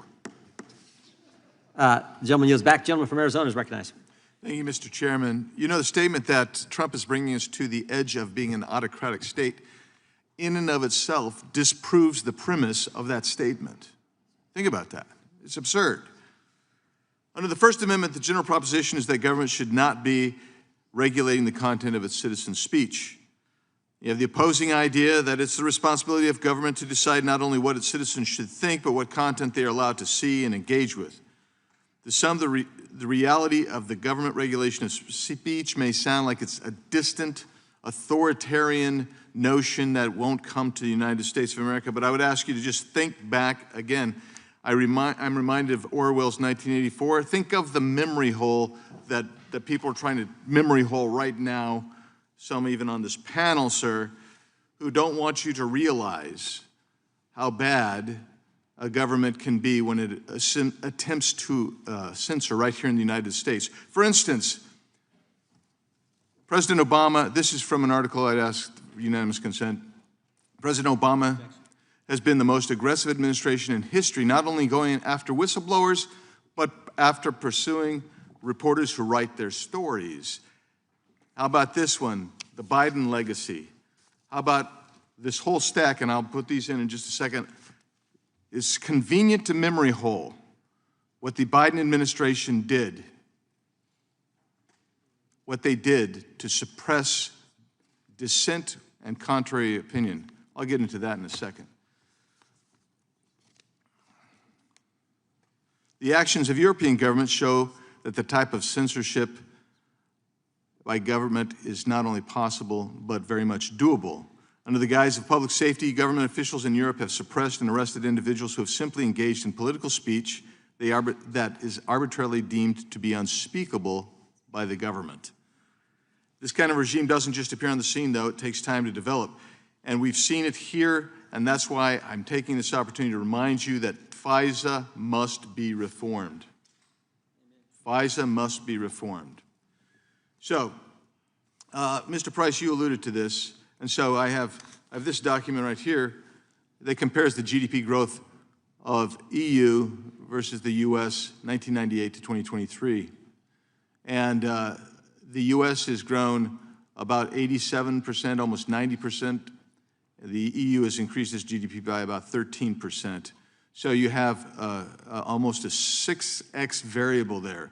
The question is, when you set these kind of draconian fines and you set up a system that is amorphous and almost indefinable, might it not also have some more than just even the safety, ostensible safety of the society? Might it lead to trying to regulate when you can't innovate? I think that's very much the case, sir. We've seen it not just in the area of speech, but obviously, as we were discussing, the Digital Markets Act, data protection, and so on. And Europe is facing some very serious structural problems demographically, financially, And a lot of what I think is inspiring the DSA is what we saw from Germany beginning after the election of President Trump and after Brexit, which is to control the narrative, slow down speech. And into that, then, they're throwing a very wide net out that's affecting all kinds of legitimate speech. We talked about my client, Päivi Räsänen, in Finland, who's prosecuted for sharing a tweet from the Bible. It's absolutely outrageous. And that becomes now the standard that the DSA will set, not just for Europe, but possibly and predictably globally. And similarly, Mr. Reid, that's what's going to happen to your app innovators. They're not going to be able to have access to 440 million people in a marketplace in Europe without having to go through essentially government censorship. Well, I think you hit it earlier when you said that their focus has been on regulating or adding legislation. And it isn't one piece of regulation or one piece of legislation that has caused problems for our innovators, both in the UK, in the EU, and in America. It's been the stacking effect. Because if you start with one regulation, you say, I can handle that, I'll build that into my business. It's when you have one, then two, then four, then six. So what's been the biggest problem for growth has been their answer is that old quip, the beatings will continue until morale improves. We often feel that way about regulation. Innovation will get regulated until we get more innovation, and I don't think that will work out. Thanks, Mr. Reid. Now I'll finish with you, Mr. Farage. What happened to the great countries of the West? I mean, seriously, and their liberal understanding of civil rights and the ability to speak one's mind openly without fear of arrest or censorship or abuse of harassment by the government? I think what went wrong in many ways is we forgot why we actually had those liberties and had those freedoms in the first place. We forgot that, as I mentioned and touched on earlier, we forgot the huge sacrifices that were made by citizens alive at that time to defend those principles against tyranny and against dictatorship. We've kind of lost our way in understanding why we are as we are. And I think that has permeated through the education system, where I'm not sure we've been teaching good values. The slavery comment was made earlier. I completely understand there's nothing good about slavery. But take our country, we spent decades driving slavery off the high seas. So whilst we were perpetrators to begin with, we actually, in the end, drove it off the high seas. So we need to teach our kids a sense of balance about our history, about the sacrifice that's been made. That's my feeling. Mr. Chairman, I have some unanimous consent. Gentleman is recognized. This one, GDP growth comparison, EU to US, 1998 to 2023. This one, Biden's press freedom legacy, empty words and hypocrisy. Massive government censorship during and about COVID from the New Civil Liberties Alliance. The Fifth Circuit agrees that federal officials unconstitutionally coerced or encouraged online censorship under the Biden administration. This one, information during the pandemic suppressed. Feds blew $267 million fighting misinformation under Biden as Trump vows to ban censorship cartel. This one, how the FBI violated the privacy rights of tens of thousands of Americans. This one, Inspector General report on FBI's FISA abuse tells us one thing: we need radical reform. This one, UK comedy writer Graham Linehan arrested over social media posts criticizing trans activists. Why did Lucy Connolly receive a 31-month sentence for Southport tweet? Policing thought crime should have no place in the UK. Britain's emerging police state. Knock, knock, it's the thought police. As thousands of criminals go uninvestigated, detectives call on a grandmother. Her crime, she went on Facebook to criticize labor counselors. This one, UK steps up free speech crackdown as armed police arrest comedy writer Graham Linehan at Heathrow Airport. And this one, Britain's new thought police, how Labor plans to police your online speech. Thank you, Mr. Chairman. You bet. Without objection. Mr. Chair, I'd like to offer two unanimous consent requests. I'm not going to challenge the forest as much as the gentleman and the others, but two that record letters to you, one to you and one to Commissioner Verkunen, pushing back on the framing of this hearing from 30 EU and US academics. Thank you. Without objection. Gentleman from Georgia is recognized. Thank you, Mr. Chairman. Mr. Farage, welcome to the United States of America. This isn't your first time here, correct? Correct. You were here in 2024 in Milwaukee, weren't you? I've been coming here since 1982 on a very regular basis. I work for American companies What for many, purpose many were years. you coming to Milwaukee for? Why did you come to Milwaukee? I've been in Milwaukee many times. I think that particular in event 2024 was a was convention. the convention, the Republican I think convention. that's right. I think you're right. The Trump convention. I think you're right. Very good. Where Trump was coronated. Well, he won, didn't he? I mean, Well, yes, he had already won. Happens, we already knew who had won. It's called and political it was parties. his coronation, and you attended, and you also attended Trump rallies, correct? I've attended lots of Trump rallies. Make America Great Again rallies, Yes. many of them. And you Upbeat, publicly, optimistic, happy, you- wonderful, joyous you events. publicly yes. endorsed his... I've thoroughly enjoyed them. I've even spoken to the You couple. endorsed him for president, and you attended his election night watch party. I did. And you consider Trump to be your mentor, correct? No. He's not your mentor? No. But he is somebody who you want the support of, and you have the support. Yes, of. I do. I think he's a very, very brave man. Because And you I think are his view getting of the ready to world run for Prime is, Minister of Great Britain, correct? Oh, I've been trying for years, yeah. And as it stands right now, you head up a party.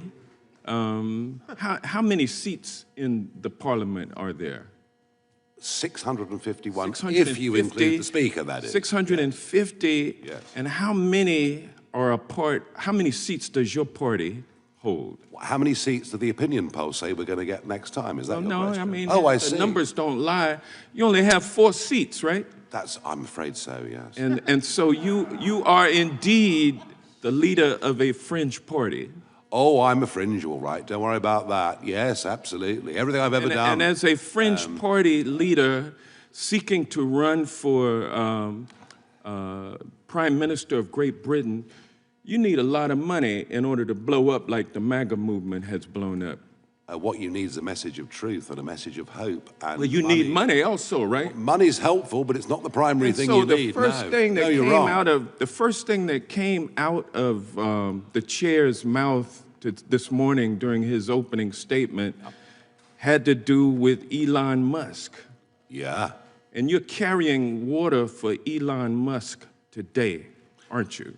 From what I can see, Elon Musk is abusive about me virtually every single week. But it's a free country, so Well, I mean, but you he's never entitled stopped to do trying to ingratiate yourself with him. Wrong.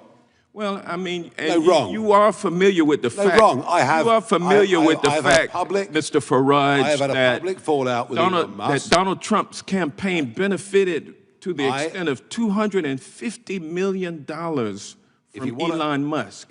Well, I mean, how much? You are familiar with that, correct? How much did Mr. Zuckerberg give to the Democrats? I mean, this is what happens, and people are. Well, he didn't give any money on Musk. to, Let me be clear. to the I have Democrats. had. He was sitting behind Trump with the rest of the tech bros, and you are here today I'm going to answer your impress all of those tech bros, including going as Elon long as Musk. you Isn't want. that correct? I'm going to answer your question very, very honestly. You need money from Elon Musk in order to get elected Prime Minister of Great Britain. That's the bottom line. Isn't that correct? We consider all day, as long as the chairman allows us. I don't mind.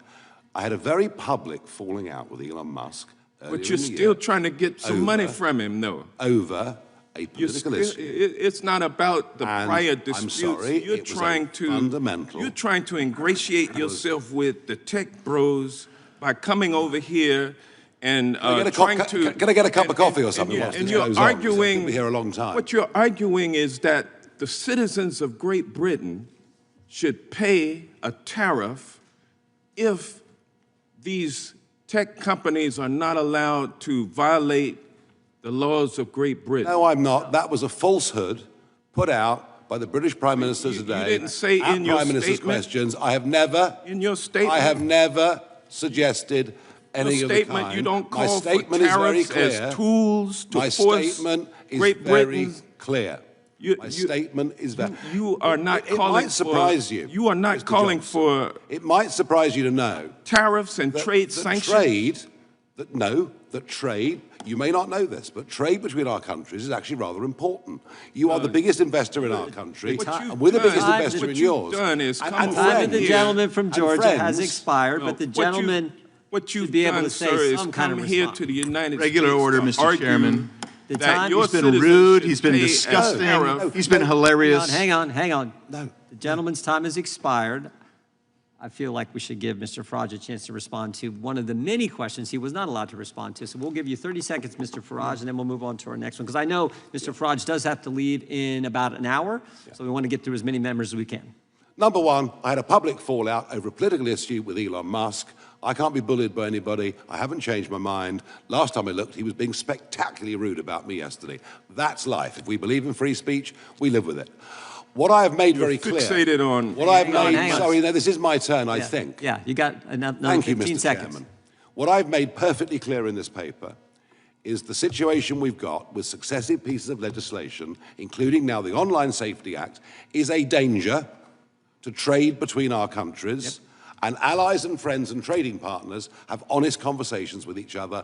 I hope many American companies and politicians have honest conversations with the British government. done it. I've not suggested sanctions at all in any way.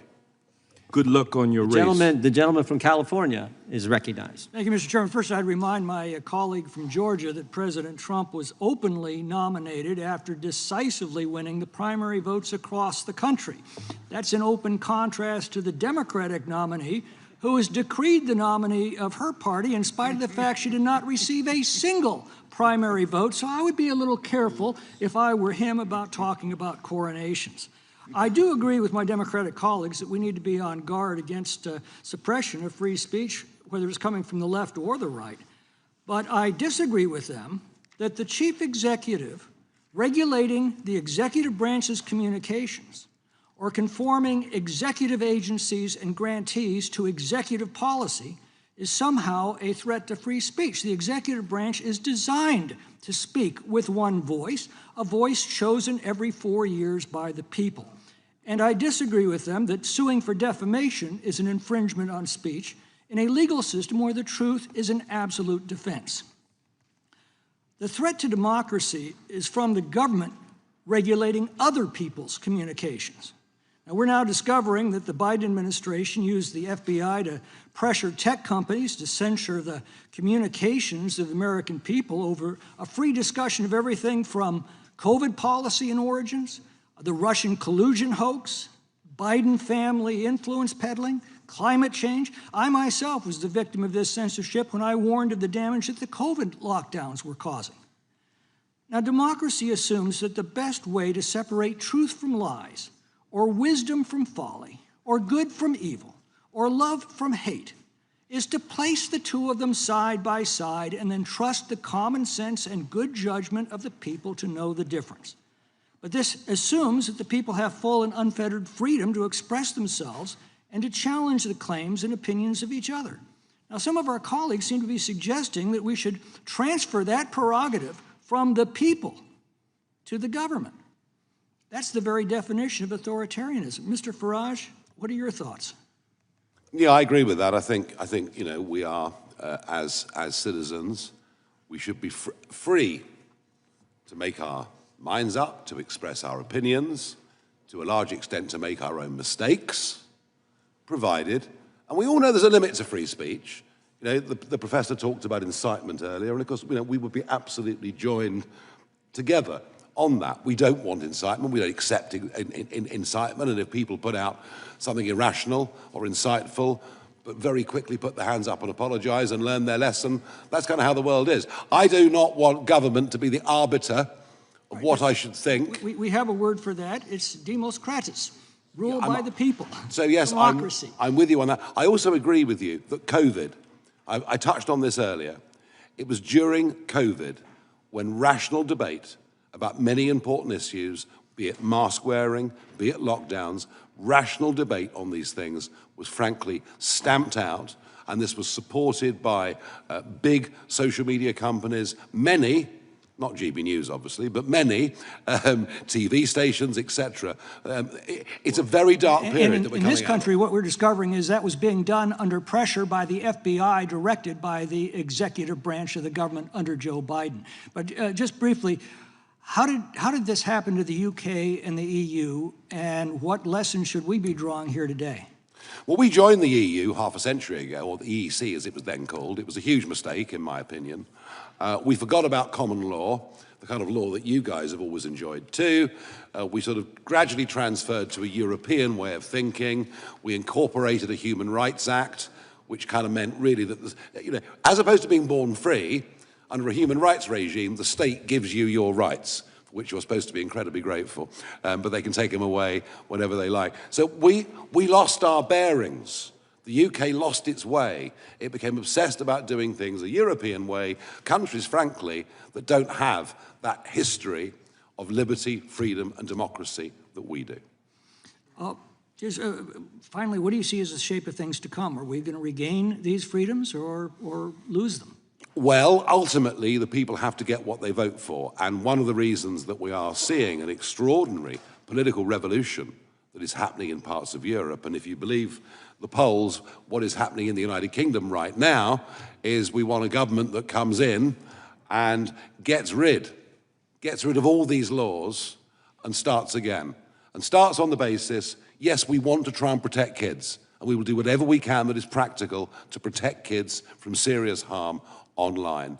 But we will get back to the idea that I can insult you, you could insult me, Mr. Raskin and I can have our chats, but we do it, in a spirit that's not insightful and in a way that honors those who built our great countries. Thank you. Thank you. Gentleman yields back. Well done. The gentlelady from Washington is recognized. Thank you, Mr. Chairman. It wasn't too long ago that Democrats and Republicans on this committee together agreed to undertake a 16-month investigation into the anti-competitive practices of big tech companies. I represent many of them in Seattle, and proposed bipartisan legislation, which actually passed this committee, to restore fairness and competition for consumers and small businesses. That included the American Choice and Innovation Online Act, or ACOIA, which included similar common sense structural solutions to what the EU included in the Digital Markets Act. And it was a real recognition that these big tech companies are squelching competition and innovation, and that hurts consumers. It's a big turnaround then that suddenly the Republican majority wants to do something as absurd as use trade negotiations to help bolster big tech in Europe when EU has undertaken the very smart solutions that fight back against big tech monopolies and protect consumers and small businesses. Maybe it's linked to the fact that these big tech companies are now pouring money into Donald Trump's campaign funds. I don't know. Maybe it's because they're making all kinds of deals to screw consumers and preference giant corporations in exchange for campaign contributions and a 24-karat gold plaque to Donald Trump, like the CEO of Apple just recently did. It seems to me that the Republican Party has suddenly turned its back on small businesses, on competition, on innovation, and yes, even on free speech, which is apparently the topic of discussion today. In fact, one of our witnesses here claims to represent, one of the Republican witnesses claims to represent small and medium-sized app developers, but his organization gets more than half of its funding from Apple, the very giant corporation that those same small and medium-sized app developers are trying to fight. Make it make sense for me. Now we have this hearing centered around so-called free speech and so-called censorship, not here in America, but in Europe. Well, what about right here at home on US soil, the censorship by the Trump administration, the Republican Party, on anything that they don't agree with? Let's just take a recent example. Ramesa Ozturk, a PhD student at Tufts University, wrote an op-ed in the student newspaper calling for the university to divest from Israel. It was a simple exercise of her First Amendment free speech rights. She committed no crime, she didn't bully or harass anyone, she didn't incite violence towards anyone. Action was totally peaceful. And yet, what happened? In March, the Trump administration revoked her student visa, sent masked men to kidnap and disappear her, forcing her into an unmarked car, and detained her for 45 days. Professor Kaye, how does this kind of abuse, utilizing the immigration system, in this case for now, can extend to US citizens, to green card holders, to anyone else? How does this hinder the free speech rights of all Americans? Well, we've seen already that American citizens have been caught in the enforcement of immigration laws over the last, and outside of the immigration laws over the last several months. But I think we can look at it from two perspectives. I mean, one is it's a clear violation of a student's free speech right, as you just explained it, when they're detained and set up for deportation solely because of an op-ed that they wrote. But it's also an intimidation for anybody who would write anything further. Anybody who's in that same kind of visa situation now is not going to be writing that op-ed. And that's not just a harm to them. That's not just chilling their speech. That's also a harm to all of us who would benefit from hearing those kinds of views. In fact, right now, the Trump administration is reviewing all social media of visa applicants to see if they've posted any anti-Trump or pro-Palestinian sentiments.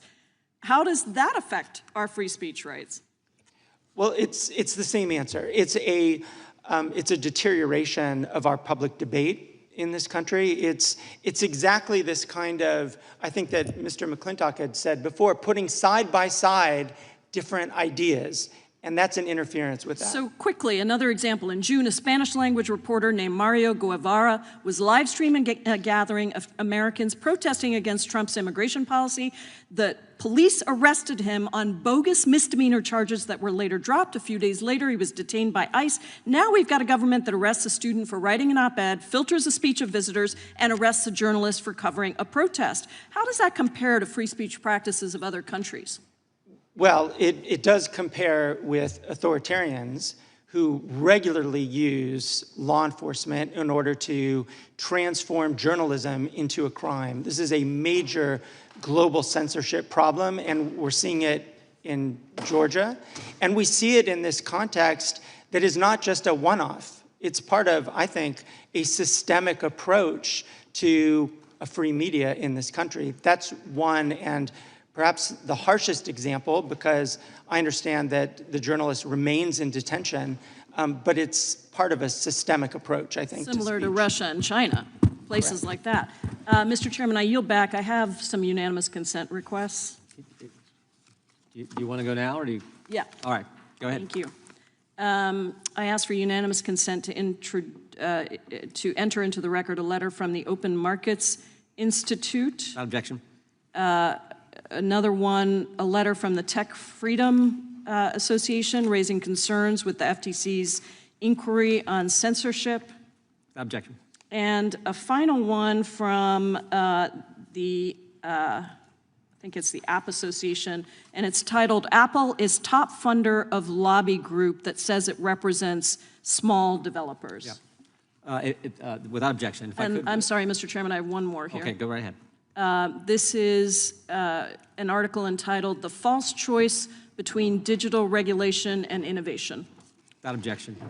Thank you, I yield back. Quickly, Mr. Reed, is your association fighting Apple? Pardon me? Is your association fighting Apple? Fighting Apple? Fighting Apple?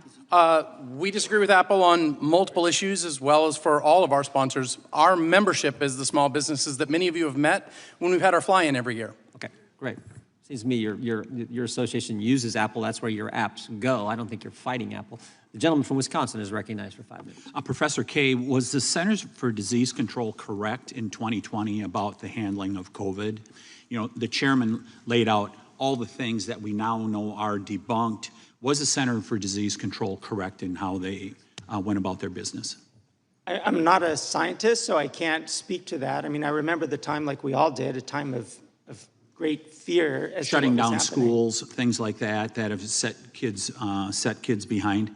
See, because it's to Representative McClintock's point that wouldn't this administration want to change some people that you talked about that are in the Department of Health Services?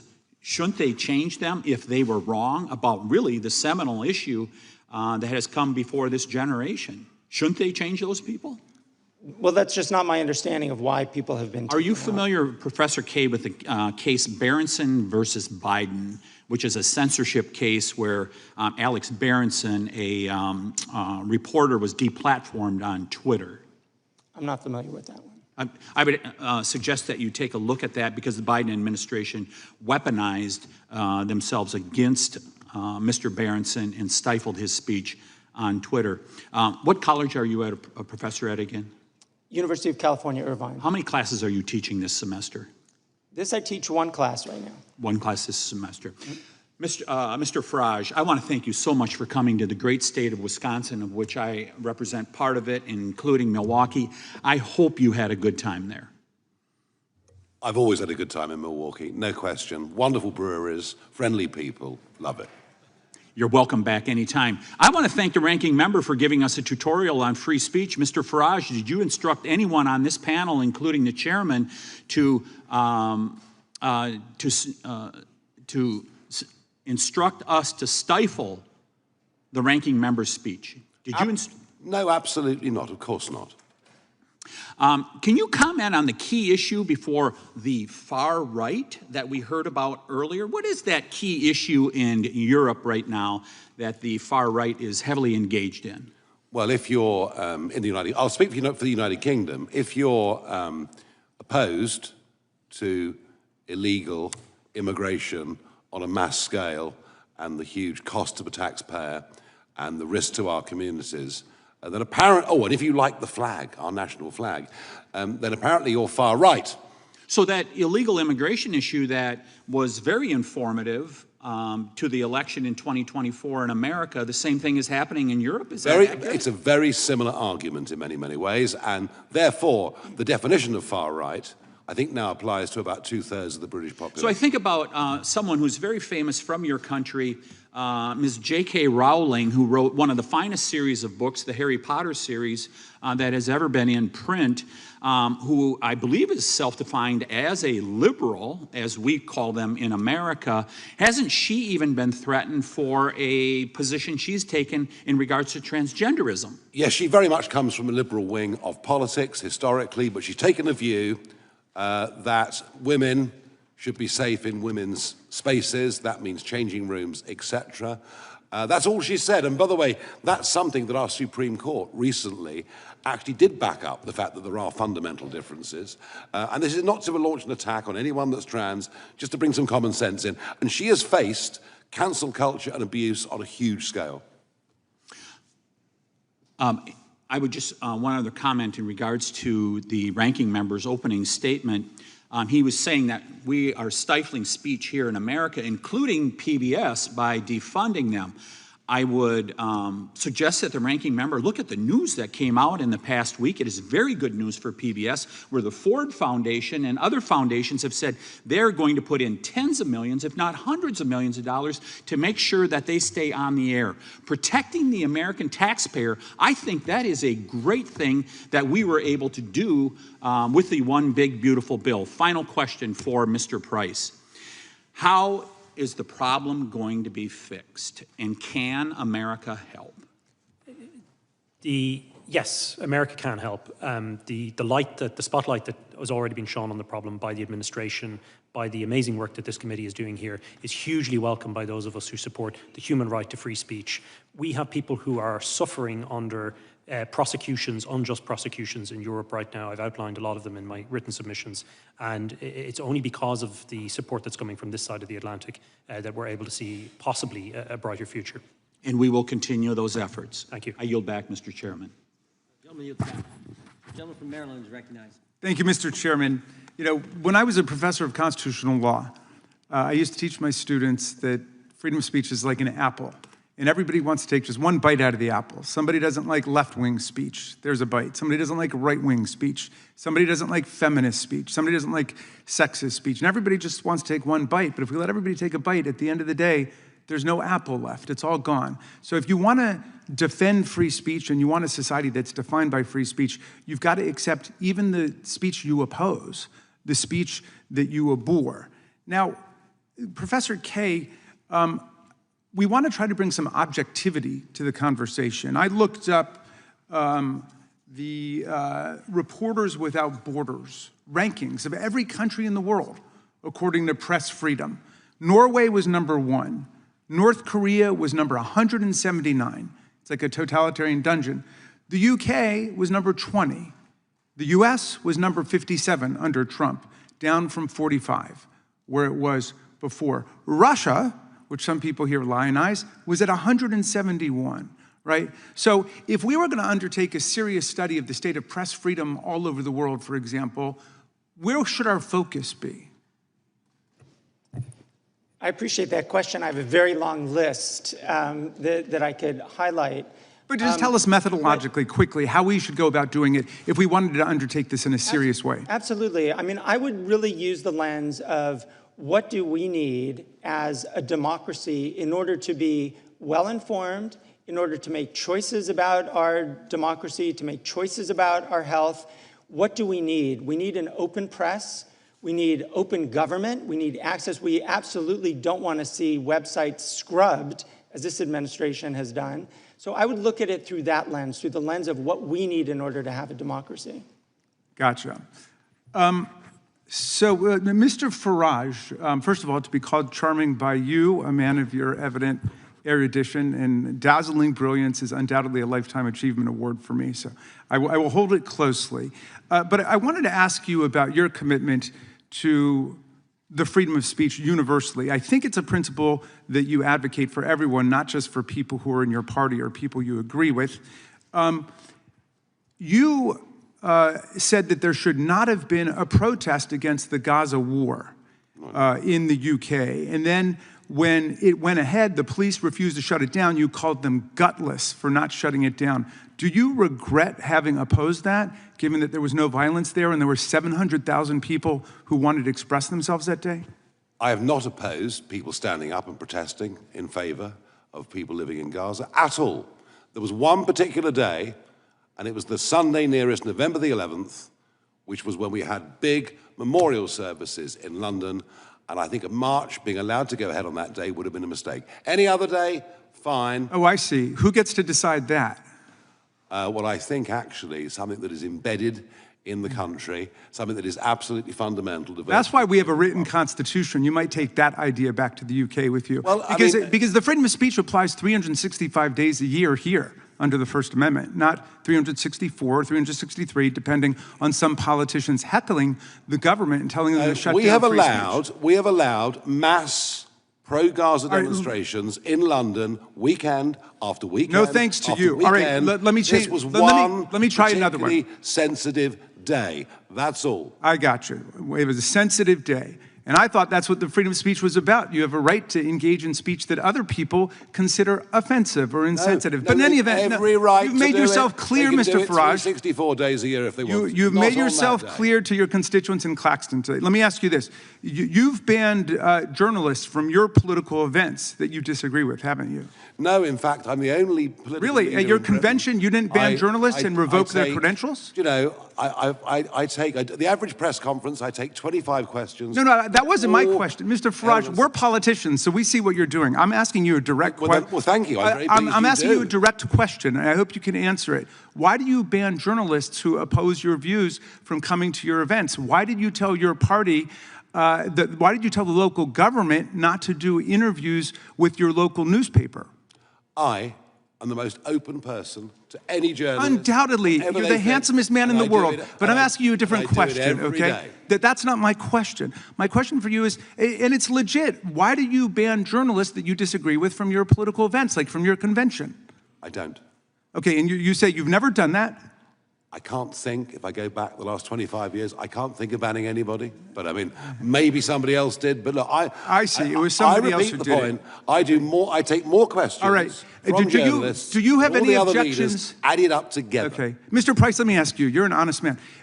Do you have any objection to the things you've heard about what Donald Trump is doing in the United States of America, going after law firms, for example, banning them from federal buildings and federal courthouses, stripping them of security clearance, saying they can never get federal jobs or contracts because he doesn't like something one of the lawyers at the firm did? Do you think there's a First Amendment problem with that, as our courts have found? There's a lot of information you've put into that. It's good to talk to you again after London. Yeah, have you followed that at all? I haven't. I have to be perfectly honest with you now. Okay, do you have any problems with anything Donald Trump has done with respect to free speech and freedom of expression in America? Or you just haven't followed it? I'm not as well. There are plenty of people here better informed on American matters than I. And we are. So thank you very much. And Mr. Chairman, thank you for your indulgence. I yield back. I think the gentleman, my guess is Mr. Farage takes press questions probably as often as President Trump does. These are two guys who aren't afraid to talk to the press and take any question that comes to them. We've seen that display time and time again. The gentleman from California, Mr. Kiley, is recognized. Thank you, Mr. Chairman, and it was an honor to be with you and the ranking member as we had the chance to see firsthand what's going on in the EU and in the UK. Maybe this Raskin Farage show could become a recurring event. It's gotten very interesting on both occasions.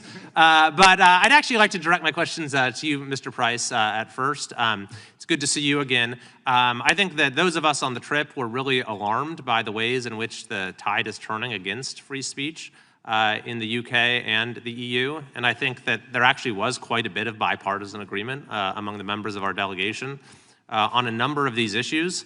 So I was hoping you could give us a little context of what you think explains this. And I think that we understand that not every country needs to have has a First Amendment or needs to have the exact same standards or the exact same exceptions or the exact same ways that the law is applied. But we've always, I think, felt it important that we have an alliance with our European allies around the issues of freedom that stands in contrast to authoritarian regimes around the world, like in Russia, like in China, places where they don't have free speech. And so to the extent that these values are fraying among our allies, then it really harms our ability to stand up for the values of freedom around the world. So what do you think is going on? How can we sort of strengthen our alliance with our European allies around the issue of freedom of speech? Thank you, sir. Well, what we've seen, sadly, over many decades, and it's accelerating, has been a consistent use of overbroad, vague laws to crack down on speech that's regarded as provocative or unorthodox. And I can give you, and I have given examples of the clients that I'm involved in representing, where they've been simply speaking about their faith publicly or where they've been offering to talk to people. So things have reached a crisis point, though, and this is why I think it's important that Vice President Vance and the administration have intervened. And one thing I would say, without divulging any contents of conversations, but Representative Raskin and I had quite a good conversation about just how bad things had become in Europe. And I agree with you. I think there is a bipartisan realization, certainly on this committee, and I commend the work that it's doing, about the nature of the problem in Europe. With the DSA, though, we find then the European Union stepping into speech, regulating it, and bringing that restrictive model global. And this is where I think really the work that's been happening here is crucial, because we can't allow that to happen, because we're going back to COVID-style censorship all over again. Thank you. And of course, it's doubly concerning when this actually implicates the free speech rights of Americans. But I would hope that moving forward, we can try to work with our counterparts in Europe to try to get back to having these shared values around freedom of speech, and we don't continue to see a divergence.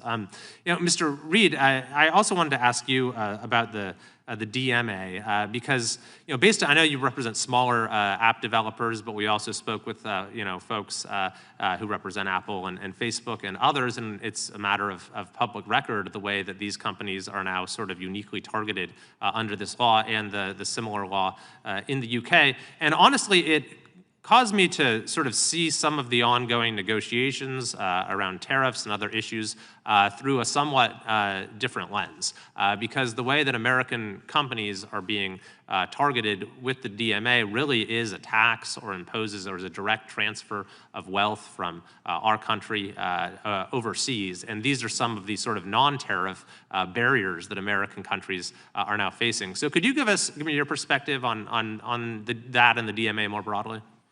Right. It's ironic that, as you say, it's a non-tariff trade barrier, but the ultimate biggest loser is usually the smaller and medium-sized companies. Earlier, we heard a member of this committee just talk about bills here in the United States. The irony of those who supported those bills were also billionaire companies. We joked about the fact that it was the trillionaires versus the billionaires who went to war. And the problem when that happens, if any of you run a small business, is the small guy gets crushed. And what's happening with the DMA in Europe is their desire to put pressure on the US companies means that there are fewer services, fewer features, and less trust are available for the smaller businesses to take advantage of. And that's how we get crushed, and that ends up being as you say, a non-tariff trade barrier, because it puts the very companies that could compete with these giants at a disadvantage when they have to meet those new tests. Thank you. And I think that this is going to be an important issue for us to remain focused on as to how we can alleviate these barriers that our companies are facing that honestly are hindering innovation in Europe as well. I yield back. Yield back to the chair. Real clear on the most recent situation. Maybe I'll direct this, Mr. Farage. So Graham Lineman is an Irish citizen who posted something while in America and then gets arrested when he goes to the UK for some, quote, offensive post online. Is that accurate? That is absolutely right. Yeah, that's where this is all headed. That's exactly where this is all headed. The gentleman from California who accompanied us on the trip when we were so glad that he did is recognized for 5 minutes. Thank you, Mr. Chair, and I also appreciate being invited on a trip and spending time with you and our ranking member, Raskin. Very informative. Interesting looking at the DMA, winners and losers, unintended consequences. According to a recent report commissioned by the EC, the future of European competitiveness, only 4 of the 50 top tech firms in the world are actually in Europe. As a Californian, I found it very interesting that a lot of the European entrepreneurs move out of Europe, move to the US, specifically California, to grow, and then possibly move back to Europe. I'm a Californian, so the health and welfare, the interests of California firms is interest to me. And seeing hundreds of millions of dollars in fines under DMA's nebulous violations being levied against California firms, money that could be best spent on R&D in many ways, is very bothersome. I care about encouraging California entrepreneurs. We have the most successful entrepreneurs in the world today, yet they are essentially being targeted by the EU and other foreign regulations. California, this money is better, again, invested in creating jobs in California. And by the way, a lot of these firms that are actually being fined actually pay taxes in California. Today, California recently passed up Japan to become the 4th largest economy in the world. California is the number 1 producer of ag products in the world, number 1 in terms of venture capital in the US, number 1 manufacturer. We pay $100 billion more to the US federal government than we get back on an annual basis. So despite all the challenges we have in California, we actually know how to do it right. And surprisingly, our workforce, visa holders from other countries, workforce, undocumented workers from around the world that actually harvest their crops. Manufacturing, we are the top manufacturer in the United States in terms of state. A lot of undocumented workers there. So California, we actually can manage pretty well. The best managed state, I would argue, in the union. So Mr. Reed, I'm gonna ask you, given your association with these small firms, how is the DMA affecting our California firms as they try to grow in the European Union? The ex-ante regulation creates barriers of entry. What do you mean by ex-ante? Explain that to me. In simple terms, it means that the European Union is determining the behavior before the bad act has happened. It's before it happens. So they're fining before the actual behavior? They're not just even fining, they're setting the rules by which you could be fined. The best way to think about it is they're saying, mother may I. If you remember the game Mother May I, they are asking companies to go forth and say, can we do this? And then the commission says, well, yes, you can, or yes, you cannot. We traditionally in the United States have taken an ex post, meaning, did you deceive someone? Did you lie? Did you cheat? Did you steal? And then you're punished. Unfortunately, the EU is taking a Mother May I approach rather than a punishment approach. And that harms California businesses because it makes it a lot harder to get in the door. Mr. Price, you're from Irvine. Sorry. Yes? Mr. Price? Yes. Tell me a little bit about Irvine. California firms and how the DMA. Okay. Well, Irvine, by the way, a lot of biotech, high tech. think you might be referring to Professor Kay. Mr. Kay. I'm sorry, go ahead. Mr. Kay, Irvine. Yes. Yes, I teach at the University of California at Irvine. I actually wanted to respond to two of the points that you're making, in part because... You got about 20 seconds. Go. Thank you. In part because this hearing is entitled as one dealing with censorship, and we're spending quite a bit of time talking about defending companies. And two things I just wanted to mention. One is the DMA doesn't specifically discriminate against American companies any more than it does against California companies. And the second is that I think it's important to think about the other... Mr. Price, what would you say to that? In relation to discrimination, yes, they've designed the rules in such a way that they almost perfectly encompass American companies, particularly under the DSA. So if you're setting the rules and they just happen to throw a net over a particular target group, I think you can legitimately infer from that that that was the intention. The intention was discrimination? The intention is to throw a dragnet over U.S. companies and turn them into a... The intention is discrimination against American firms. That's precisely what the outcome is. Thank you very much, Mr. Chair. And before I yield, I also have some articles I'd like to submit for the record, if I may. Yep. Letter by Chairman Fitzgerald and myself to President Trump, dated April 9th of this year, outlining our concerns with the Digital Marketing Act. Second, report by European Commission, dated September 24th, the future of European competitiveness, which is failing to translate into innovation. Third article, statement by the Chamber of Progress, dated February 10th, how Digital Markets Act has become Europeans' digital curtain. Number 4, article by the Information and Technology Foundation, dated June 30th, 6 ways the DMA is backfiring on Europe. 5th, article Washington Examiner, July 28th, EU regulations impose heavy costs on U.S. companies. Finally, article in the Journal, Wall Street, the tech industry is huge and Europe's share of it is very small. Thank you, sir. Without objection, thank you. Gentleman yields back. Gentleman from Texas, recognized. Thank the chairman. I thank you for holding this hearing. I thank the witnesses. Mr. Price, you referenced Päivi Räsänen earlier, correct? Yes, sir. Can you just real quick, in like 30 seconds, give the quick summary of what the facts are behind that issue with respect to why she is facing prosecution despite having served in Parliament and I believe as a minister in the government? That's correct, sir. Over 5 years ago, she posted a tweet with a verse from Scripture, and in that tweet, she objected to her church, the Finnish Evangelical Lutheran Church, using church funds to fund the Helsinki Pride Parade. And for that, then, criminal proceedings were launched against her. And she's been dealing with that for 4 to 5 years, correct? That's correct, sir. Her case is before the Supreme Court at the end of October. Facing jail time. Facing significant fines. And for having expressed her faith with respect to issues involving marriage in the context of a Bible verse, correct? That's correct, sir. And so now we've got, as the chairman illuminated a moment ago, we've got this issue involving Graham Linehan, who here in the United States made a joke and then is arrested in the UK, correct? Yes, he's being arrested, or he was arrested for comments that he posted while here. And that's correct, Mr. Farage, you agree? It is.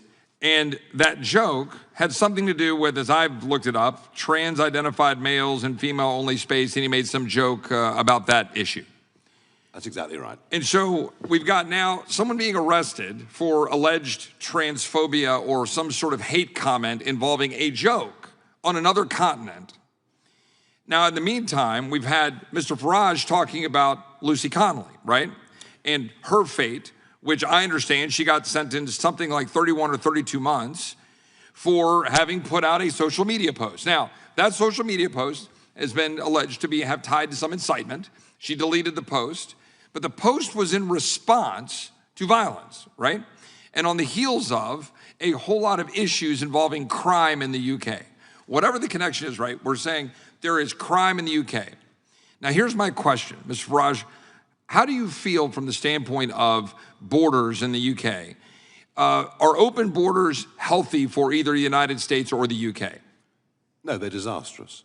And are they having a deleterious effect with respect to crime and culture in the UK? Yes, they are. It's been a debate that's been very difficult to have without being screamed at, but we are now having that debate. And so now we've got a moment here where we've got someone being put in jail for putting out something on social media that is allegedly transphobic. And so my question is, I wonder what's going to win out? What's going to win out when the questions of Islamophobia and the tenets of Islam mash up against transphobia? What will the determiners of truth in the UK government decide? What will those who make decisions about what we can say and what we cannot say do when these worlds collide? Would you have any comment on that, Mr. Farage? In the Lucy Connolly case, it's very interesting that this horrific murder of 3 young girls happened. The country was in very deep shock, very deep shock. The government deliberately withheld the truth about who the perpetrator was. And it led to a sea of speculation. It turned out ultimately that the man that committed those murders was in fact UK-born, had not come over on a boat, as was being said on social media. Just goes to show that actually, however bad the news is, people deserve to know the truth about a situation. It stops that frenzy of speculation. Who's going to win these great battles? I think that there is a growing, silent majority, certainly in my country, who object to the two-tier concept that, you know, Lucy Connolly gets 31. And by the way, there were mitigating circumstances for what she said with her own personal situation, but she's arrested very quickly. She's threatened that if she pleads not guilty, she'll go straight to prison and be on remand until the trial, and goodness knows when. We're not defending what she said, but she recognized her error, you know, in a moment of anger and passion and upset, and she withdrew it 3.5 hours later. I think that the answer, Mr. Roy, is that the silent majority will win. The silent majority will win, good will triumph over bad, and common sense will be returned. It won't happen quickly. It won't happen quickly. As I've already outlined, there is coming down the tracks an Islamophobia law, which would divide speech even more widely than it is now. But in the end, common sense, decency will win. Is Sharia law consistent with Western values? No. Thank you. I yield back. Gentleman yields back. The gentleman from Florida is recognized. Thank you, Mr. Chairman. Mr. Farage, thanks for being here, coming across the pond. I'm sorry to hear you're leaving the hearing early. Well, there's not a question of leaving the hearing early, but I do have other things to do. Yes. Oh, where are you going? I'm so sorry about that. That's okay. Where are you going? It's not lunch, I promise you. It's not lunch. You're not going to have lunch. I don't think so, no. No lunch. Sad, isn't You're it? meeting with the president? I can't remember what the schedule is. It's possible. You can't remember if you're meeting with the president. I'm being very polite, and I'm not going to tell you what I'm doing this afternoon, but I can assure you that... But there's the free speech hearing. You're not going to tell me what you're doing this afternoon? Free speech is one thing, discretion's quite another, too. Okay. All right, so you're leaving to have lunch with the president. So, Mr. Farage, I have a question. Have you heard about the Epstein thing that's going on here? I have. You have? What do you think about it? I'm not going to give comment on anything happening in America. I'm here as a witness. Perfect. I'm here as a witness. I'm here as a witness for what is happening in the United Kingdom and in the European Perfect. continent. Let me just go through it. So it's been 9 months, right, since we've been meeting in these hearings.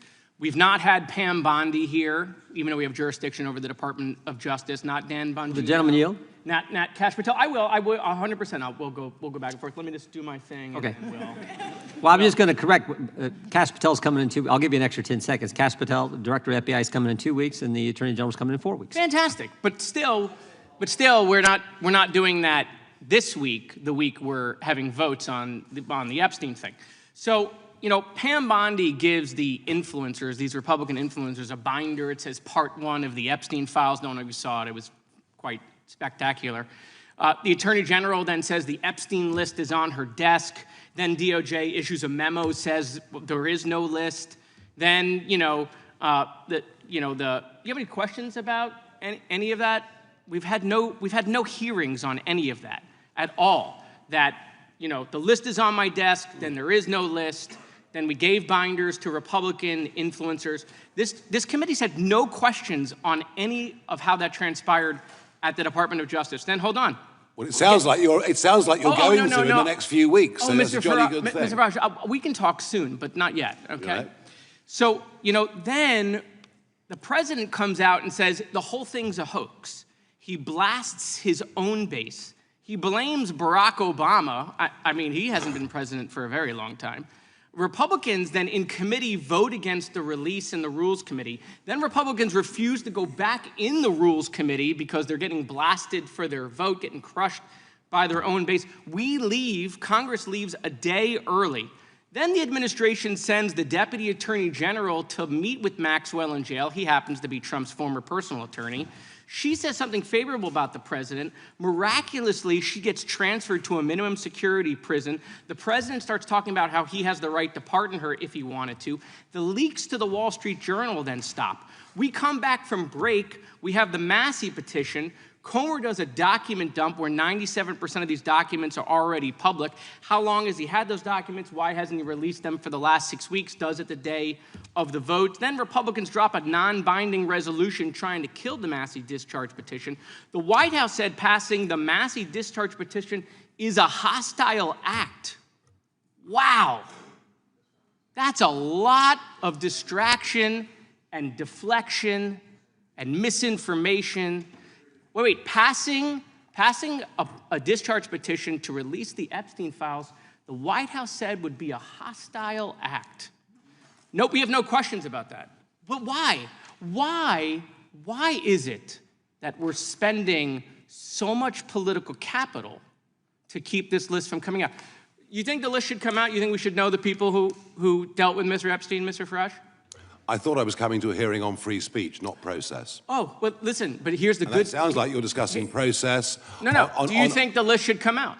I have no opinion on it. I don't know at all. So we have victims that were sexually abused by potentially people in power, and we don't know who's on the list. I'm very happy. Hold on, Mr. Farage. We don't know who's on the list. We don't know. Time. We don't know who's on the list. We don't know if the president is or is not. I'm not going to say he is or isn't. I'm just going to say these are weird behaviors. We don't know that there aren't other people in Congress that are on the list. Right? We have no idea. Do you think the list should come out? You think people in power should be held to account for these victims who have been sexually abused and assaulted? You think the list should come out? I think that I'm very happy to come to a different hearing where you talk about legal process. Okay. But today, Will the gentleman yield for a quick question? Were you aware that he has already called for the Epstein file to be released? It has been reported that he has called for it to be released. Oh, yeah, right here, just to refresh your memory. I happen to have this. But that's not How what random. But that is not. Look, you can ask me if you like about Do you agree social with security yourself? policy. Do you agree with yourself? We are here to discuss free speech. Hold on, it's awkward for your lunch after this? Do you agree with yourself? No, it isn't at all. Okay. Mr. Chairman, I'm just curious. This committee has jurisdiction over the Department of Justice. Yeah. Why have we allowed Comer to cover this up for the last couple of months? As I said, why is this committee not taking said 6 weeks jurisdiction? ago that we will have the FBI director in, we will have the attorney general in, and we are doing that in 2 weeks. You can you can go through that whole list. That whole list, you can do whatever you want to do with. I got lots of questions for the FBI director, including the whistleblower who came forward and told him that Adam Schiff leaked classified information. I want to ask him about that as well as the issues you all want to ask him about. That's why he's coming, so we can ask all these questions and follow the process, as Mr. Farage just talked about. Mr. The Chairman, gentleman from Virginia. unanimous consent. Unanimous consent? I'd like to enter the political article into the record that Mr. Farage said the Epstein file should be released. Without objection. The gentleman from Virginia is recognized. I thank the chairman. I want to talk about censorship tools that are being used by Europe and protectionist measures that have major consequences for U.S. companies and free expression worldwide. I'm glad to have you all here to get your views on those issues. Mr. Farage, you've called the Online Safety Act a borderline dystopian censorship regime, and many agree, including myself, that the law badly overreaches. One of the most serious criticisms is that it empowers Ofcom to undermine encryption and open the door to not just government surveillance of posts online and public statements, but private messages, raising alarms not just in the UK, but beyond UK borders. Vice President J.D. Vance has warned this could threaten Americans' privacy as well. Do you recognize that this is not just a domestic issue for the UK, but a global one? And if you become Prime Minister, what assurances would you give allies that the UK will not undermine end-to-end privacy standards? You have my absolute word that a reform government will repeal the Online Safety Act and will go right back, actually, to legislation back to 2010, under which these whole concepts of hate speech have begun to be interpreted in UK law, and we will do that. Do we want to protect kids? This is the big question. Yes, we do. We need to find means, we need to find ways. I half suggested earlier that hardware could be part of the solution, but yes, we want to protect, to encourage and let free speech flourish. You've said Reform UK has access to some of the best tech minds to design alternatives. How do you propose to balance protecting children without scanning private messages or weakening encryption? I think, well, as I said, look, I don't have all the answers to this, but the British Prime Minister says he has got the answers to this. Well, if it's about protecting kids, why does the legislation give Ofcom the most extraordinary and frankly arbitrary powers? And why is there the establishment under the Act of an elite police force unit to monitor what is said online? So, you know, it's far better to be honest and say we don't have the perfect solutions than to pretend we have with legislation that is a sledgehammer that misses the nut. Thank you. Mr. Price, the EU's Digital Services Act imposes liability for so-called systemic risks. How does that chill religious or political speech, and do you see conflicts with First Amendment principles? Yeah, that's correct. The systemic risk provision, I think, constitutes a form of content moderation that they're misrepresenting, frankly, in their letters to you. Where the systemic risk provisions talk about, in fact, damage to what they call civil discourse, and we've already seen prosecutions, including clients of ours, who have been prosecuted for, among other things, praying silently, discussing the differences between Christianity and Islam, tweeting a verse from the Bible. So if these constitute systemic risks to civil discourse, the EU has the power in terms of this content moderation provision to step in. Damage to civil discourse seems a little broad, doesn't it? Absolutely. Mr. Reid, the EU's Digital Markets Act and the UK's Digital Markets Competition and Consumers Act are sold as pro-competition, but don't compliance costs just burden small app developers? Absolutely. The problem is that it's interesting, as you talked about, how do you do a better job? You asked, how do we do a better job to protect children? One of the ways we do it is by empowering parents to be good parents. And one of our deepest concerns is by removing some of the capability of the platforms to curate and provide information to parents about what applications do through a clear, forward interface that they see every day that's useful. It makes it harder to parent, harder to know what apps are on your kid's device, and harder for you to control it. So we absolutely see that not only are there problems with it on encryption, which we agree with you 100%, but we also think it weakens our ability as parents to be in charge of the devices our children are using. Yeah, these rules don't help parents, consumers, if you will. They just shift power from platforms and from parents and from consumers to regulators, correct? Correct. Do these regimes create a level playing field for U.S. firms, or do they advantage European competitors at the expense of American innovation? Well, the original thought behind the DMA was that Europe had not been successful in creating their own industry, as was alluded to by several other members of Congress, and Congressman Correa noted it as well. Europe's economic potential has slowed while the United States has grown incredibly. We've gone from almost equal in 2008 to a 50% increase in the size of the US economy between 2008 and now. And we think a lot of it comes from the small technology companies that have been creating amazing devices, amazing products, amazing applications that you're all using. And we are disappointed that, that there aren't the same opportunities for the US, for our EU members. Thanks, I yield back. Gentleman yields back. The gentlelady from Pennsylvania is recognized. Thank you, Mr. Chairman. You know, for years, political extremists, including some of our colleagues, have claimed without evidence that so-called conservative speech is being canceled. But the speech at issue is not conservative political speech. It's hate speech, including incitement to violence, threats and harassments of particular people or groups, and lies about almost everything from election results to health care. And there's nothing conservative about any of that. So today's hearing appears to be one more attempt by these extremists to claim victimhood, promote falsehoods, and normalize radical ideas, all while attacking others. Today, our Republican colleagues claim that our European allies pose the biggest threat to Americans' free speech today. Seriously? There's an all-out assault on the First Amendment in the US. but it's coming from inside the House, the White House, the executive branch of our own country.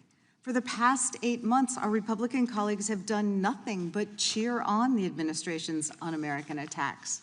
Because the truth is, they're all for free speech, but only if it's the speech they agree with.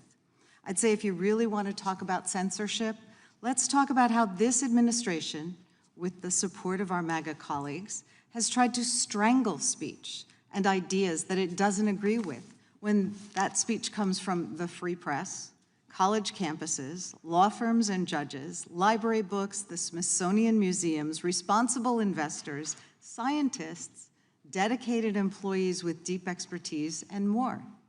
We've seen this White House use executive orders, threats and intimidation, illegal withholding of federal funding, raids by masked and armed police, and even sending military troops onto American streets to shut down opposition to this administration's policies. Professor Kaye, you are an internationally recognized expert on freedom of expression and have studied the growing assault on free speech and civil society around the world. In your testimony, you said that the situation in the US raises serious alarms. Can you elaborate on that? Yes, well, thank you for the question. Everything that you just mentioned is alarming. The assaults on the press, on universities, on public protest, all of those things, I think, are the kinds of things that historically the United States has fought against.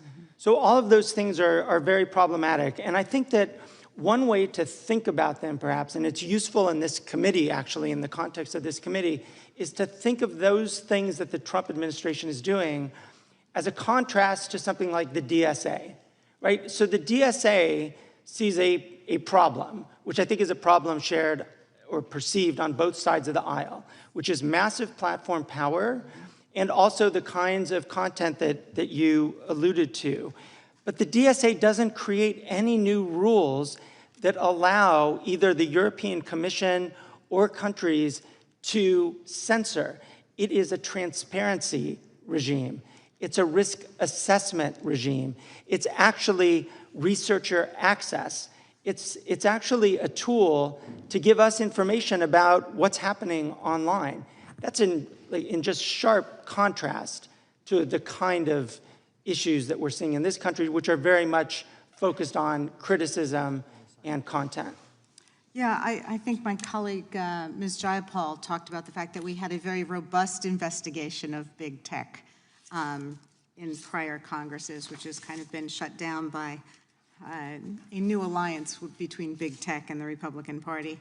But it is about dealing with the real issues and the very real power that these big tech platforms have and trying to provide tools for ordinary citizens to fight back against disinformation or harmful content. Can you talk a little bit about that? Yeah, absolutely. I mean, if you think about one tool that the DSA offers, it's this assurance that individuals will be able to challenge, to appeal content moderation decisions.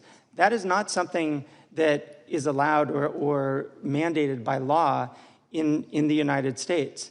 One other thing just to mention in this connection, I think Mr. Farage mentioned, and it's really just to highlight how hard some of these questions might be. Mr. Farage has suggested the possibility that hardware could be part of a solution to deal with children's access to harmful information. I think there's something possibly there, but it's another form of censorship. I think we should just recognize that restrictions are on the table in the United States, in the UK, elsewhere. I think the Europeans have adopted an approach that makes quite a bit of sense. Trying to get to as many members as possible. The gentlelady's time has expired. The gentleman from New Jersey is recognized. Mr. Frost has to leave in a few minutes, so we want to get as many members as possible. Thank you. Thank you, Mr. Chairman. Just before I begin, to my friend, he's not here now, Mr. Moskowitz from Florida, there's kind of an old trick in debating. When you're losing the debate on the issue, you change the issue. This is not about Epstein. It has nothing to do with that. And as the chairman so correctly said, the Attorney General is going to be here, the FBI Director is going to be here, and we can talk about it till the cows come home. Second thing is, I believe it was you, Mr. Farage, that said COVID changed our world, and in many ways more than just a biological disease. What it did to us psychologically, governmentally, philosophically was really bad, and we're still not out of it yet because of what happened then. We're losing our freedoms. We are losing our freedoms, and it's not because of an American Congress. It's not because of American courts. It's not because of American Republicans. And I'm going to even say it's not because of American Democrats. It is due to bureaucrats in Brussels and in London, and in other places as well. It's wrong. It's un-American. I am unabashedly, and I think we all are here, hopefully, pro-American. We should be protecting our citizens. Instead, we're watching foreign bureaucrats come to our country and try to force United States companies to censor humor, satire, and news they don't like. It's backwards, it's bizarre, it's perverse, and it's weird. That's what we would call it in New Jersey. It's just weird, and it's not good. It's the opposite of everything that the United States of America fought for and stands for. And it's a globalist mindset. You know, we can all talk about the issues, but I'm going to keep talking about globalism versus American exceptionalism and individuality. I believe very much, sincerely, that the whole battle that's going on now with the right and the left, what's happening in Great Britain, what's happening around the world, what's happening in the United States, is very much that argument. Individuality, and in our case here in the States, Americanism, exceptionalism, or is it globalism? And like the EU's Digital Service Act and the UK's Online Safety Act are the pinnacle examples, and they are, of how upside down things have gotten in the effort to globalize our society. And that is the ultimate showdown. It is resulting in our losing of our freedom, losing our influence, and the only winner here are some countries in Europe, Russia, China, and others. Europe is spending their time attacking American tech companies, dictating how our platforms operate, how our technology operates, and punishing people for exhibiting free speech. The European model, I'm sorry if I offend anyone, but it is wrong. We fought a revolution to defend ourselves. Men and women pledged their lives, their treasure, their sacred honor, so that they wouldn't have to go through this. And we never thought that Americans would be stripped of that. That's why this moment is so serious. It's more serious than most Americans and people realize right now. And you know, for generations, we thought if we were ever attacked, it was going to be a nuclear holocaust. We thought it was going to be the domino theory. We thought it was going to be world wars. We thought it was so many things. I maintain it's this. If we lose our First Amendment rights and our freedom of speech, we have lost everything and nothing else matters. And internet technology is being used as a vehicle to make this happen. So I have a question for Mr. Farage and Mr. Price. This hearing is really good, and I'm sure we're going to have some other hearings. But more than hearings and talking about it, what is it tangibly, this is a hard question, that we can do to stop it? What is it? Mr. Farage, I'll start with you. The debate we've had here, I mean, nobody here from any side of the debate has told me that the Online Safety Act is a wonderful piece of legislation. You know, right across the spectrum here, you're having your own internal debates about free speech in America, right, healthy, and what this committee is for. I want to make this argument. Yeah, I know these companies are very big and very powerful, many of the tech firms, but, you know, governments talk to each other, yeah? And it needs the American administration and businesses to have an honest conversation. Brussels, you won't get a hearing. They are fundamentally anti-American, frankly, and I was there for 20 years. I saw it. I do think there is a conversation to be had with the British government about the shape of their legislation and the impact it can have on American individuals, their liberty, and American companies. So I am calling for, as a result of what's happened, it's clearly got, the legislation's clearly doing the wrong thing. I think it is cause for proper intergovernmental debate. I hope that we have it. And by the way, we have censorship in America. Watch ABC, NBC, and CBS. I'm at the meetings. I'm at a discussion. I see and hear what happens. I watch, my wife has Channel 6 on, which drives me nuts at home, and it has nothing to do with the damn stuff that actually happened. And that's the truth. We have it already, and I pray to God we don't lose America. Mr. Chairman, indulgence, and I'll shut up. Mr. Price didn't get a chance. Quickly. Yes, sir. You talked about putting pressure on, and I agree that Brussels is a cold house for free speech. But a lot of the regulations actually happening in my own country, in Ireland, in Dublin, where a lot of the tech companies are headquartered, their European headquarters. And it's the Irish Media Commission, or Commission de Man in the Irish language, which is the ground zero really for a lot of this regulation. And here's where I think the US can do a lot, because there's strong bilateral relationships between Ireland and the United States, is to put pressure on the Irish government to stop the bullying of tech companies. And already X is in the Irish Supreme Court soon against the Irish Media Commissioner. So they're already starting the crackdown. So I would hope that you use your good offices here to put pressure on the Irish. Mr. Chairman, I have a point of parliamentary inquiry. Gentleman is recognized. Why is the witness leaving this hearing early, and certainly without? He has an engagement he told us about. This is not unusual. It's happened before under Democrat leadership of the committee, under Republican leadership of the committee. We're trying to get through as many people as we can. You've had many of your witnesses who did not ask Mr. Farage a question. Many of your colleagues, if you could have coordinated with them, you didn't go in order. We didn't necessarily go in order because we wanted to get as many people up front asking Mr. Farage questions. Could we ask him if he would be willing to stay for a little bit? It's totally up to the witness, but if the witness has to go somewhere, I understand. We were glad that he came. We were glad that we had a chance to visit with him in Europe. So you could have went on that trip and had a chance to interact with him. I wasn't invited, but next time. No, you were definitely invited. Everyone was invited from the Democrat side. The whole committee was invited.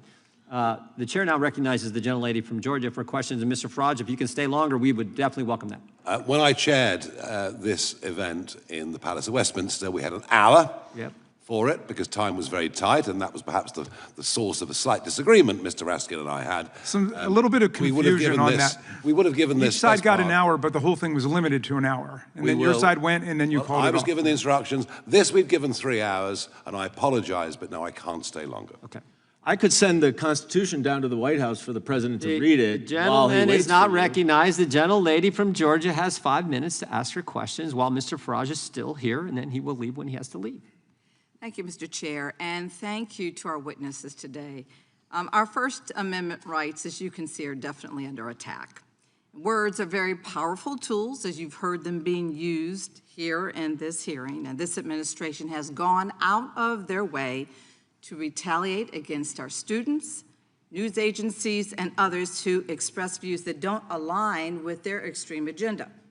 By using lawsuits, eliminating funding, and even going so far as to send out a memo with a list of restricted words that can't even be used.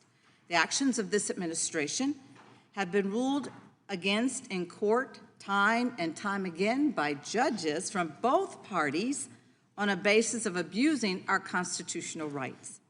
From freezing funding for colleges because they do not bend to this administration's will, to removing programs that are designed to expand student understanding and access in education, which I'd like to add, increases future opportunities for our Republican constituents as well, and using federal investigation powers to retaliate.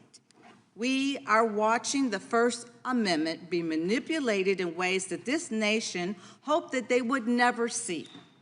Hear it from the judges who have ruled against government bullies who attempt to violate the rights of the American people. U.S. District Judge Cyprus1Click found First Amendment violations in the government investigation into media matters, which she stated is likely to succeed in its claim that the FTC was using this investigation as a retaliation against the watchdog group for claims against a prominent Trump supporter. A clear violation of First Amendment protections, and the cases, they just go on and on and on. U.S. District Judge McFadden, a Trump appointee, ordered that the Associated Press's access to the White House press be reinstated, ruling that denying their access because of differing viewpoints was a clear violation of the First Amendment. If the majority wants to talk about attacks on the First Amendment in other parts of the world, They need to start right here in our administration. The Constitution is the foundation of this country. It is not meant to be trampled on for political or for business advantage. When you love something, you want to protect it, and you want to do what's best for it. You want to improve it. This means people will speak out and disagree on actions taken in their country and offer critiques of our leaders and, yes, the politicians. That's a constitutionally protected right. If the First Amendment is our guardrail, then this administration is truly trying to push us off the road. This government should be strong enough to accept any criticism without violating people's rights and offending the man in the White House. Professor Kay, I have a question, just one question for you. Based on what you've seen since this January, if our colleagues in the majority continue to pretend that our First Amendment rights are not under attack here at home, what could this mean for our country within the next 3 years? Thank you for that question. I think that as we look at the current moment and the current situation for our media, for our universities, for people's access to information generally, particularly access to health information, I think it portends really very problematic and dark days ahead. Will we be able to have access to information that makes us informed parents or informed citizens, able to make voting decisions? I think that's the kind of future that we should expect if we don't recognize this situation. And I think that the tenor of the conversation could at least recognize that there are violations of fundamental rights to freedom of expression by this government right now. At least recognize it. I know that Democrats in the last 5 years called out the Biden administration from time to time when it did things that it thought was inconsistent with free speech values. I think having that kind of honest discussion and then some real constraint is where the committee should be heading.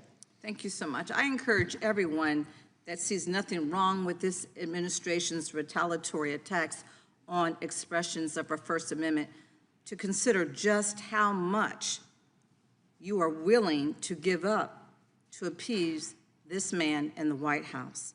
At this time, I'd like to yield the remainder of my time to our ranking member.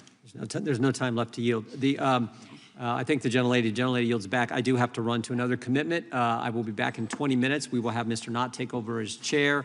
Mr. Farage, if you have to leave, I look forward to visiting with you sometime later, hopefully. I do, but thank you very much. Thank you for your testimony. Could I just ask you to stay for one more, Mr. Farage? The gentleman from Alabama is recognized for 5 minutes. Thank you, Mr. Chairman. Mr. Farage, I enjoyed Milwaukee at the Harley-Davidson plant with you. That was a great evening. So, question for Mr. Price or Mr. Farage. One requirement for speech to be censored as a false communication offense under the OSA is that speech must cause non-trivial psychological or physical harm. What is non-trivial psychological harm? I honestly don't know. And that's the problem with this legislation. It's so open-ended, it could mean anything. It leaves this entirely in the hands of local police forces to make their decisions. And the other disturbing element of this is that much within this act can be changed on a whim by a government minister, or at the other end, it can be interpreted by Ofcom in ways that it sees fit. You know, this is not good legislation. It's totally open-ended. It could literally mean whatever you want it to mean. And local law enforcement, I guess, can make that decision on who they decide to prosecute and who they do not. Have we seen it tending one way or the other? I know we've talked about a couple of cases in here. Are there certain people being targeted, you think, with OSA? Well, that's the fear, isn't it? The fear is that certain communities will be acted upon more harshly than other communities. That creates the impression of a two-tier country. That then breaks down trust in law and order, the democratic system, and everything else. I thought what was interesting overnight was that the boss, Samart Rowley, the boss of the Metropolitan Police, has said, look, we arrested this guy at Heathrow because we had to under the law, but they've thrown it back to the government to say, come on, can you just define more clearly what you want this legislation to mean. And that's why I think it's rotten legislation. It impacts us in ways that we can't yet foresee. It impacts potentially Americans and American businesses, and it needs to be gotten rid of, and we need to start again. So, Mr. Price, talking about affecting American businesses, I guess Europe's 440 million people, the U.S. is 300 million people. How do these companies, what do you see down the road for these platforms, these social media platforms, these companies that feel like they have to try and comply if they're going to do business in Europe? If, in fact, we don't repeal this OSA thing, which I hope Mr. Farage is able to do that with his leadership at some point in the near future. So how does this play out for our companies, Mr. Price, and for free speech in Europe in general?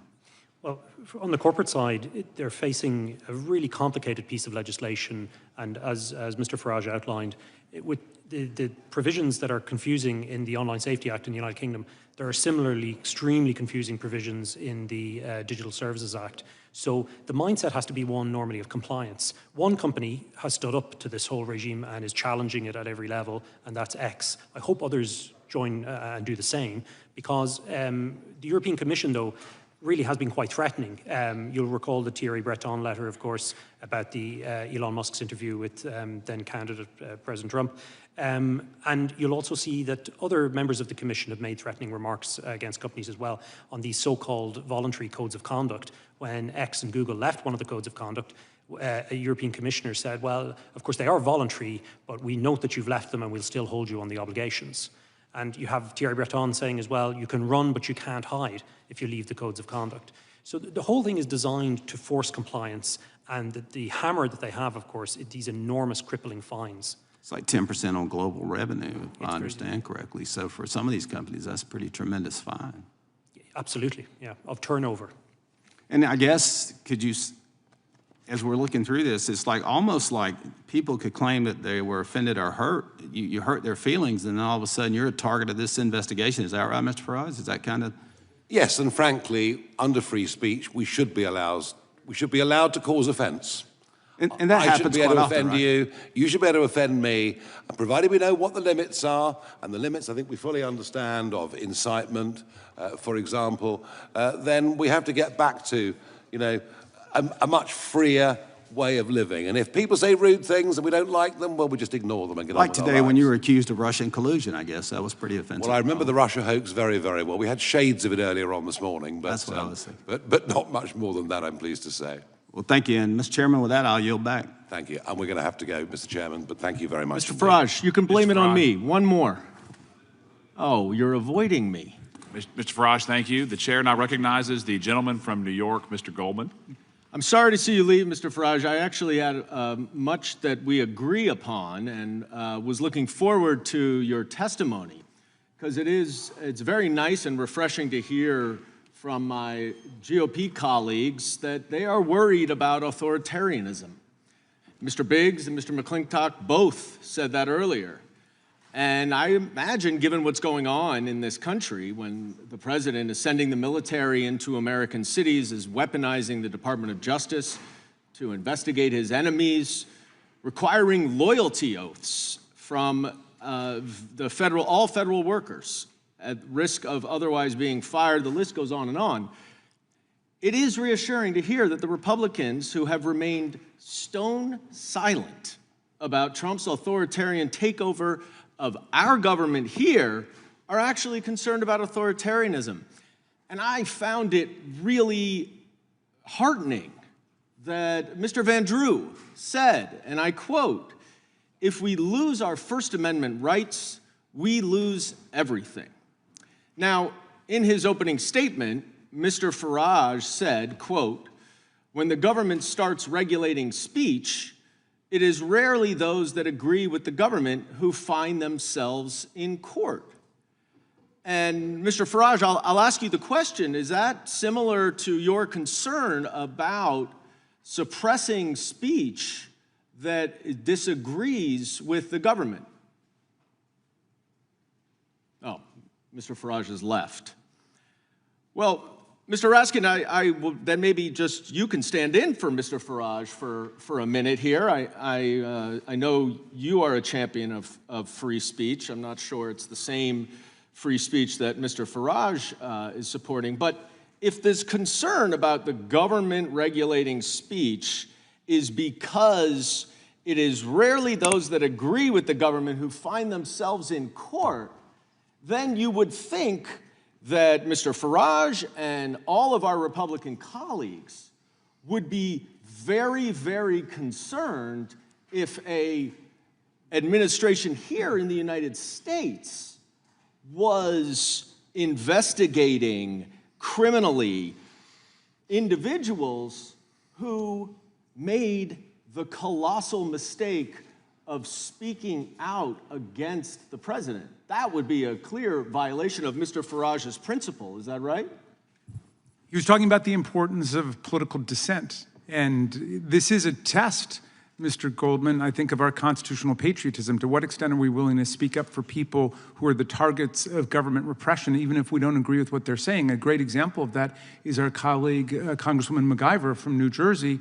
I would hope that in a comparable circumstance, I would stand up for a Republican colleague who tries to exercise his or her oversight rights by going to a government facility on a prearranged visit and then gets caught up in the chaos and confusion outside, and they want to send her to jail for 30 years. I did stand up for our colleague from New York, I'm spacing his name. Mr. Santos. Mr. Santos, friend. because they wanted to expel him without his having a conviction or an ethics process, and I said that wasn't fair. So I think I passed a micro test there. I would hope some of our colleagues would say, no, don't prosecute our colleagues just for doing their jobs. Well, let's talk about that, because that is exactly what this Department of Justice is doing.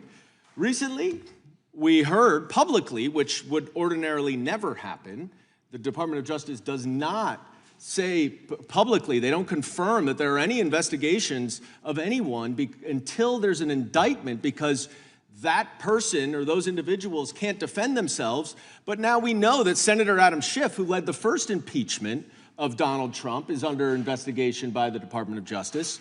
New York State Attorney General Letitia James, who filed a lawsuit against Donald Trump and his business, she is now under investigation.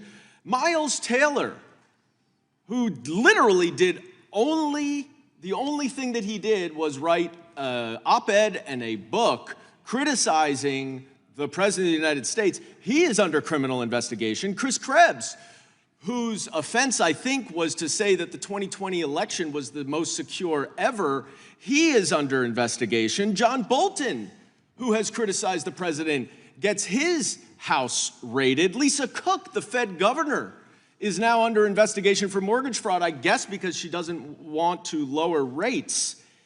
The degree to which this government is suppressing speech that simply opposes the president's views should make Mr. Farage and every single one of my Republican colleagues speak out in favor of the First Amendment, and yet we have heard nothing. There is still time, my friends, and I yield back. Thank you, sir. The chair now recognizes the gentlelady from Wyoming. Benjamin Franklin said over 270 years ago, freedom of speech is a principal pillar of a free government. When this support is taken away, the constitution of a free society is dissolved and tyranny is erected on its ruins. An evil magistrate entrusted with power to punish for words would be armed with a weapon the most destructive and terrible. Under pretense of pruning off the exuberant branches, he would be apt to destroy the tree. Mr. Farage talked in his opening statement that noted that Europe's regulatory regime risks exporting restrictive standards that could violate Americans' constitutional rights. So I'd like to expose that and discuss that a little bit further. He noted that the oh-so-benignly titled Online Safety Act exemplified this regulatory model. The OSA is marketed as a measure to protect children online, but it is clearly being used as a means to actually impose government-backed censorship, especially speech which is critical of government policy. As an egregious example, we have learned that the OSA has been used against Katie Lamb, MP for Weald of Kent, to block videos of her speeches made in Parliament critical of the fallout from the country's immigration policies. Mr. Price, are you familiar with the circumstance where actual speeches in Parliament or other public figures, their speeches are being censored by the government under this claim of protecting minors or protecting people from hearing this speech? I'm familiar with censorship of public protests. That's already happened in the United Kingdom. The Online Safety Act has placed blocks on those to protect children. That's the claim, but it has prevented adults from accessing it as well. So the Times has also reported that using the Communications Act of 2003 and the Malicious Communications Act of 1988, there have been 37 police forces have made over 12,000 arrests in 2023 alone, which is the equivalent of 33 a day, all in relation to social media posts. Are you familiar with that information, Mr. Price? I am, yes. Okay. In July, the House of Commons Science, Innovation, and Technology Committee released a report indicating that the OSA was merely a first step, is the way that they have described this. In other words, they are planning to do even more to address what they describe as online harm. Have you heard that as well? I have, yes. Well, and I think that there's something that just happened this week, and a few of the members have referenced it, but it involved the Irish comedian and writer Graham Linehan, who was arrested in Britain, apparently for social media posts about transgender issues. Did you hear of this circumstance? Yes, I did. I know Graham personally. Okay, and according to his Substack article, the trouble actually began when he was in America. He was at the airport in Arizona seeking to fly back to Europe. Was told that he did not have a seat, was put on a later flight, and when he arrived at Heathrow, he was met by 5 armed police officers. Are police officers in England typically armed? They're not, no.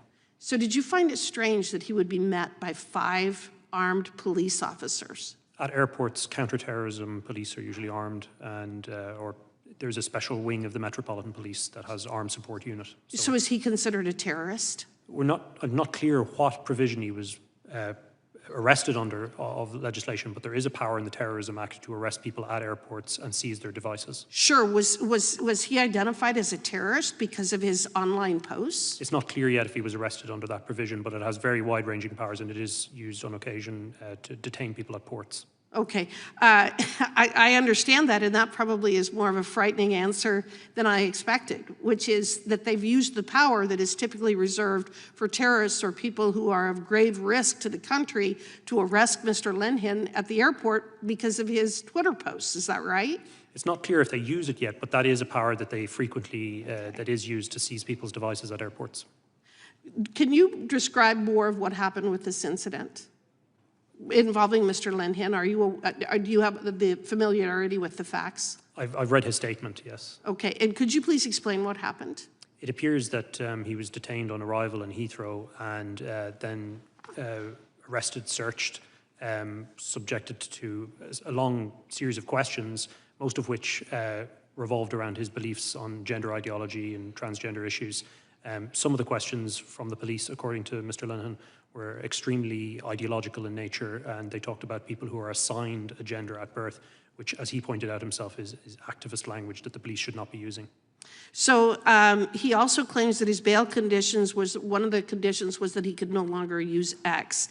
Is this a tactic you have seen or heard of being used before? Yes, we've seen extraordinary bail conditions, even placed on clients of our own. We had a client, Pastor Dia Moodley, who was given a bail condition that he was not allowed to preach about the differences between Christianity and Islam on the basis of that he would be bailed. So we have seen bizarre and wide-ranging bail conditions set on people before under speech offenses. Time's expired. Okay, thank you. The chair now recognizes the gentlelady from North Carolina. Thank you very much, and thank you to all the witnesses for your testimony and for your patience. It's been a long hearing.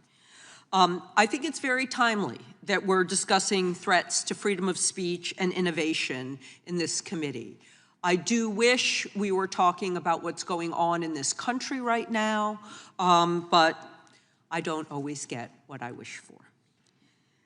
Freedom of speech in this country is under threat. There is no question about it. And we haven't talked about this much, so I'm going to focus on it. The essential American ideal of innovation is also under threat, and it's enshrined in our Constitution, and it's being ignored. The gravest threats to speech and innovation are coming not from our democratic European allies, but from the authoritarian and unconstitutional actions of the Trump administration. The Trump administration has embarked on a coordinated crackdown of speech on universities across the country. I represent more than 5 universities in the Research Triangle area. I've seen it. The administration illegally froze billions of dollars in federal research grants, affecting not just people's health and safety, which is what they were for in the first place, but the economies of places like North Carolina. They forced the resignation of university presidents they don't like, and they threatened to strip universities of patents for discoveries made in their labs. Unprecedented. This administration has also refused to restore these important grants, which fund research for everything from breast cancer to infant mortality, unless the schools allow the government to exert control over faculty hiring, academic programs, and student admissions. Professor Kaye, how have the Trump administration's attacks on our nation's preeminent research universities harmed the ability to innovate? I think that's an excellent question. and we've seen it across the board, these attacks on universities. And if we think about universities, and there is a connection here to freedom of speech, if we think of our universities as the principal engine for the generation of knowledge and the generation of ideas, basically innovation in our country, the administration is going after them in all the ways that you described.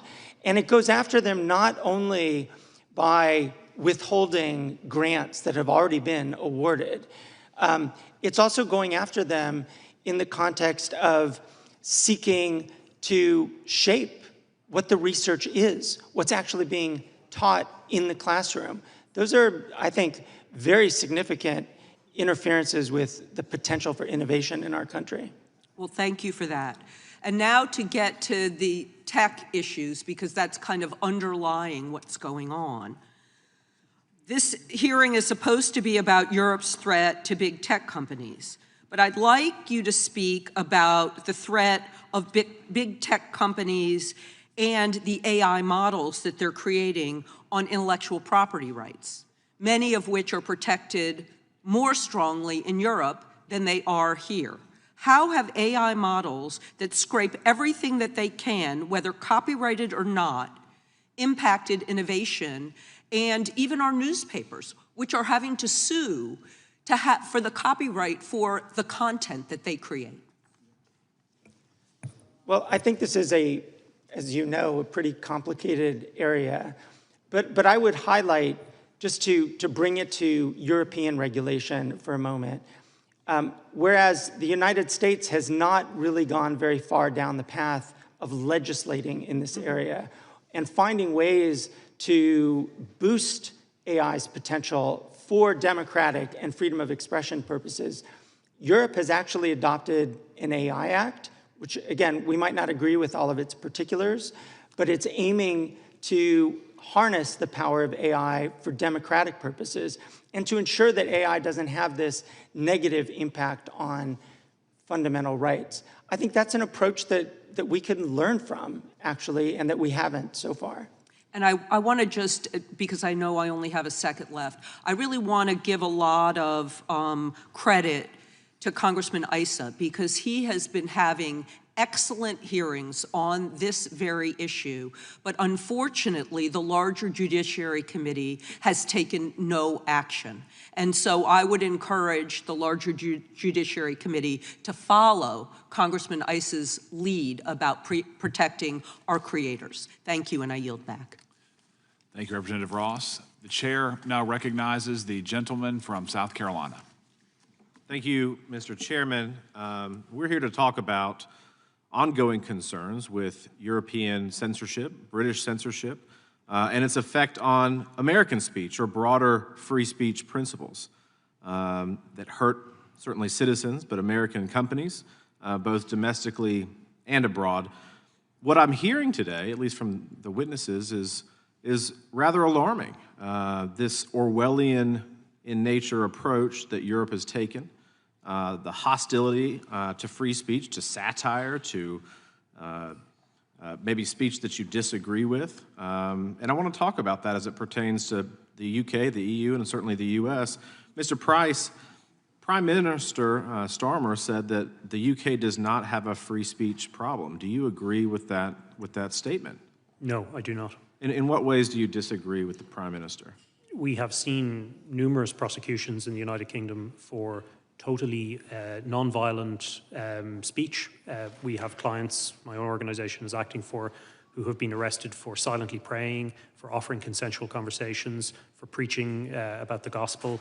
And I can go on. There are numerous and numerous examples. 12,183 prosecutions, I think, is at least what I've read. Does that sound about accurate to you? That sounds accurate. Which is a 50% increase from pre-pandemic levels. What does that tell you about maybe the focus of the British government as it pertains to speech right now? Sadly, it shows that the United Kingdom, just like the rest of Europe, has entered a spiral of censorship, and it's getting worse. And it's gotten to the point where even our oldest and closest ally, the United States, has had to intervene and point that out. And as I said on numerous occasions, I'm extremely grateful to all of you for doing that.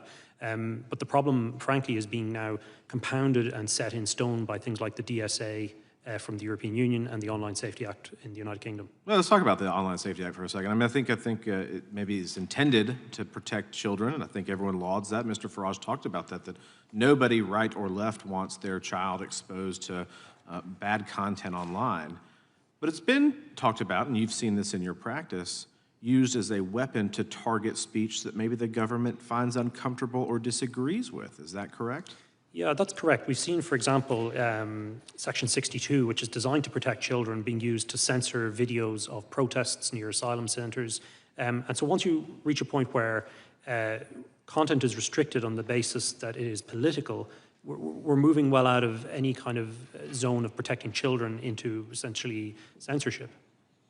Right, so at least in the case of the comedian, the Irish comedian that was recently arrested, you know, I was not aware of his content before and looked at it, and it seemed to be satirical in nature or maybe hyperbolic and not necessarily to be treated literally. Is that your interpretation of that too? Yes, in fact, I told Graham Lennon when I was growing up I wasn't allowed to watch his comedy on TV. Father Ted was the show that he's probably most famous for. So what I would say is he's an excellent satirist, and he's in a long tradition of Irish satire, starting with Jonathan Swift, really, and all the way up to today. Isn't that part of like British society? There's like satire is embedded in the culture. Like you've embraced this for hundreds of years, right? Yeah, I would just add Irish and British. Irish and British, excuse me. Yes, yeah, very much so. Yeah, and it's the concept. Really, I think we haven't seen political extremism in the British Isles in the way that we did in Europe, because we have a healthy way of kind of laughing at and poking fun at our leadership. And I think whether it's cartoons about the king in the 1800s all the way up to Father Ted and Graham Lenihan's work today, that's a great tradition. Isn't there growing frustration with the Irish people, the British people, maybe broader European cultures, that the government is more focused on speech than it is, say, the migrant crimes that are happening right under their noses? I mean, that seems to be, from my view across the pond, that particularly the British people, they're fed up with the non-enforcement of immigration laws at the expense, or maybe because, in large part, they're focused on what people are saying online. Do you share that? I completely agree with that, and this is the discussion I had with Representative Raskin in London. This is about shutting down growing discontent in Europe with the decisions that our political elites have made. And we've reached a crisis point where it's no longer possible to conceal the level of public anger. And I think these censorship maneuvers are an act of desperation, and they won't work. Thank you for that. And radically shifting to Mr. Reid for a second, and a different approach. In the app industry, does the DMA incentivize Chinese copycat companies to flood the market? And if so, how does that impact American companies in European markets? And what are the associated data privacy implications of that? You may finish. Being aware of the time, yes. The problem is Article 6, Section 4. You have unlimited time. Pay no attention to the chairman. I always pay attention to the chair and the ranking member. The easy idea is Article 6, Section 4, Article 6, Section 7, and even 10. Part of the problem is they basically have must-carry provisions. And what that does is open the door. Part of what small businesses have benefited the most from the existence of these platforms, again, as I said, this isn't a love affair, it's a business relationship. They opened the door to customers, and the customers trust what they're buying on the platform. Article 6, Section 4, and Section 7 really say they must put on anyone's product. And of course, the most classic example of that, the first mover under the new DMA was Pornhub, which Apple had decided they didn't want porn apps on their app store. And the first one out of the gate to say, incorrectly, they claimed it was an Apple-approved app, which once again leads to confusion and breaks down trust. That was out of the gate the first app. And so from my members' perspective, their concern is, hey, I want to be sold at the store that people feel comfortable buying at. And the more you degrade the quality of experience, and the more you degrade or allow that to be broader, we run into a problem. Thank you. I'm sorry for the time. Mr. Chairman, I have a parliamentary inquiry. Yes, sir, go ahead. Apparently the whereabouts of our missing witness have been ascertained. He's appearing on GB News, which I guess is the network he works for outside of the Rayburn building. I just wonder if it would be consistent with the rules and the practice of our committee for us to send someone to invite him to come back, because I think we have 5 or 6 members who haven't questioned yet. Would that be all right if we sent someone to go alert him that there's still members waiting to do their questioning, just out of courtesy and respect for our colleagues? Well, the chair will make note that the witness has appeared voluntarily, he has left voluntarily, but in terms of going and asking him to come back, no objection there. Okay, if we could do it, if we could find him, and I'd like to submit for the record this clip from GB News, British free speech under threat. Nigel Farage says UK is an authoritarian state like North Korea. Without objection. Thank you. Gentleman yield? Yes, sir. The chair recognizes the representative from Vermont. Thank you, Mr. Chair. You know, I spent my August traveling around my state listening to Vermonters tell me what was on their minds, and there was one constant thread, and that was fear and concern for young people, for their safety, for their future, and parents kept asking me, will my kids ever be able to afford a house in this economy? Is it going to be safe for my kid to go to school? And are my kids safe online? Over and over again. And I want to tell you about one conversation I had with a high school student in Vermont who said to me, we all know that social media on our phones is hurting us. And in some instances, it's literally killing us. And what he wanted to say is, what are you doing about it? What are you doing about it? And I have to ask myself the same question, because I'm a parent, I'm a former teacher, I'm now a member of Congress, and what are we actually doing to solve the problem, to stand up for our kids? And it's clear we need real attention on this. We need to focus our attention, and we do need to regulate corporations behind these problems. And we need real public oversight, yes, over the gun makers, yes, over financial speculators, but also big tech. Because polls show across the country, Americans overwhelmingly want us to take action on the harms that are hurting their kids. And yet here we are, first hearing back, we're not talking about the AI platforms that are leading kids to self-harm. We're not talking about the algorithms profiting off of teens' eating disorders. We're not working together to hold big tech accountable. No, we're here talking about how other countries are being too mean to big tech. It's gross.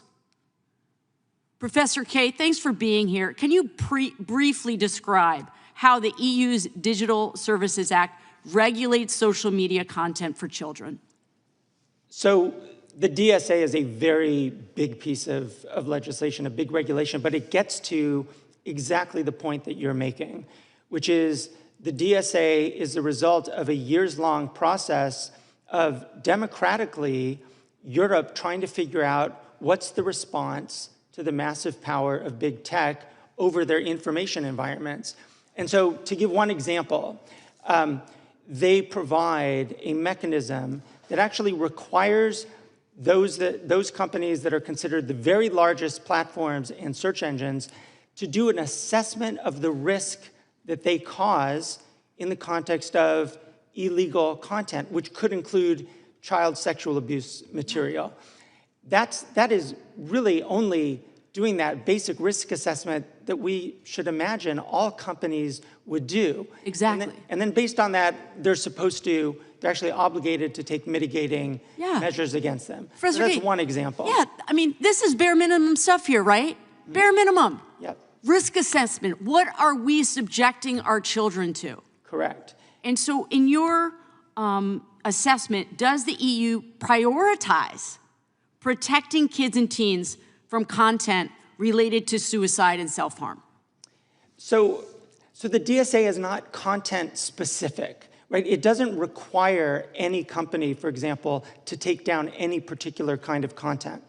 But in the risk assessment provision, it's pretty clear, and if you read the negotiating history around the DSA as well, it's pretty clear that this is one of the key issues that concerns Europeans and thus concerned the regulation as it was adopted. Thank you. I really appreciate you being here to balance this out. So look, we got to follow the money here, okay? I want to draw your attention here to the visual here, okay? Trump inauguration fund, Amazon, $1 million, Meta, $1 million, Google, $1 million, Microsoft, $1 million, Apple, $1 million, OpenAI, $1 million, and the list goes on. This hearing is not about making the internet a safer place for kids. It's about harassing Europeans who are trying to do something. No, it's imperfect, but they're trying something, and we sit here twiddling our thumbs. There has never been a more important time than now to create some basic rules for big tech. Our kids are more important than these billionaires and their shareholders, period. If we truly want to protect our kids, we have to push back on unrestrained corporate power and try to retain some moral clarity in this moment. Jill? I was told I would have more time because there was a member that went over by a minute. Sure, go right ahead. We should be looking at any country around the globe who is actually trying to do something. And no, should we copy exactly what they're doing? No, but we shouldn't stick our heads in the sand and say that, oh, there's nothing we can do here. We cannot maintain the status quo and then go back to our constituents and look these parents in the eye and say that we're actually doing our jobs. The solutions are right in front of us if we would actually do the work here in this committee. And I yield back. The gentlelady yields back. I would just remind the gentlelady that Mr. Zuckerberg from Meta sent this committee a letter a year ago, August of last year, saying that the Biden administration pressured them to censor. They did it. They're sorry. They're not going to do it again, and they've changed policy. I said that in my opening statement. So we do think this committee's had a huge impact on protecting free speech. The gentlelady from Florida is recognized for 5 minutes. Thank you, Mr. Chairman.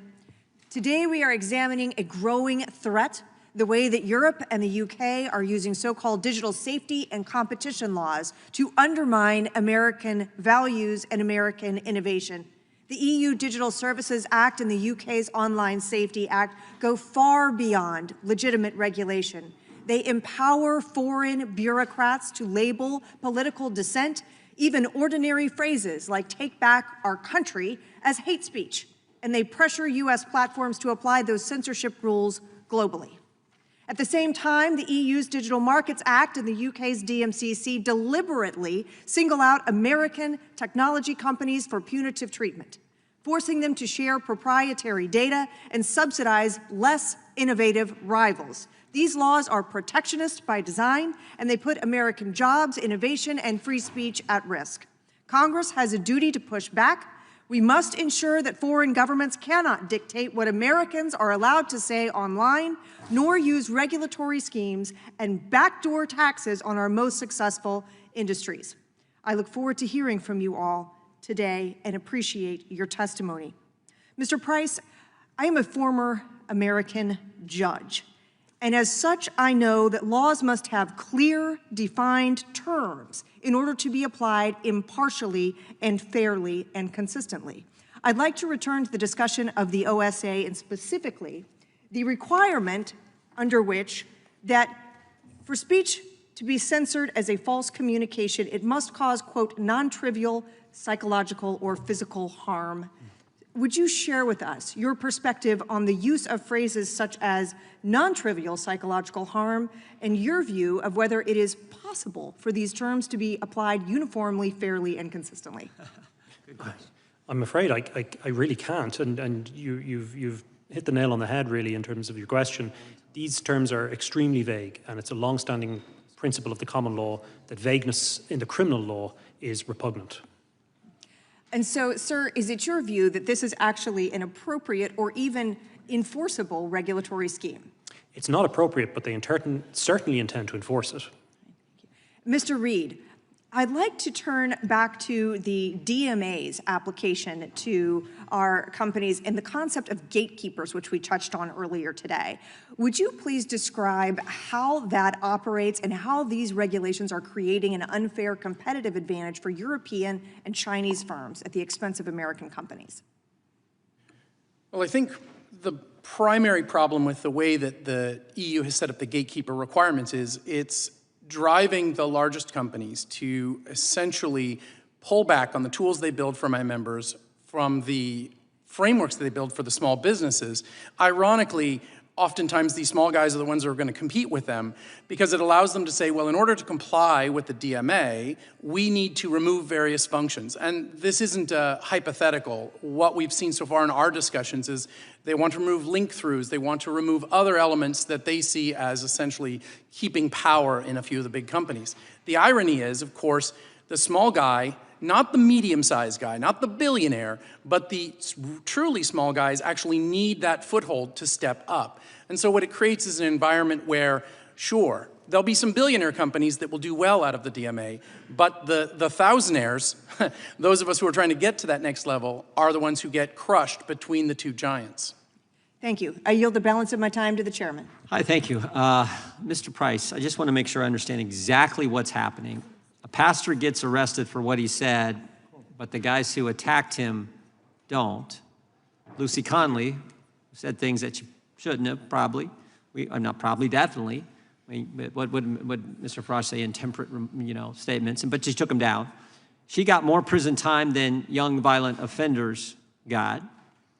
And Miss Rose Doherty, I believe, was praying silently outside, and she got charged. Is that all accurate? The only point I would add is Rose Doherty, 74-year-old grandmother, was arrested for holding a sign that said, "Here to talk only if you want." Oh, so she's praying silent, not saying anything, just a sign, right? Just a sign, sir. Oh, wow, Yes, wow. And if an American comments on this in a way that the DSA defines as disinformation, misinformation, hate speech, they can have their speech taken down as well. Is that accurate? That is entirely accurate within the terms of the DSA. That's the state of play. Mr. Reed, I would just point out, when Ms. Verkunen, the lady who took Mr. Breton's place, when she was here talking about how the Digital Markets Act could impact companies, she said, we don't have anyone in Europe complaining about the law. And my response was, that's because you don't have any companies. The way you defined it, according to Mr. Price, and you understand, it only includes American companies and one Chinese company. Is that right? Well, the irony is there are a lot of smaller European companies that are complaining about the DMA. Not the idea that they need a competitive landscape, it's that it focuses on entirely the wrong thing. Yep. You hit it on the head. A lot of our members come here to get money to go back there to build products. Yep. I'm sorry, they called votes. I do want to move quickly, and I shouldn't have went over. Mr. Garcia is recognized. Thank you, Mr. Chairman. We're here today for two reasons.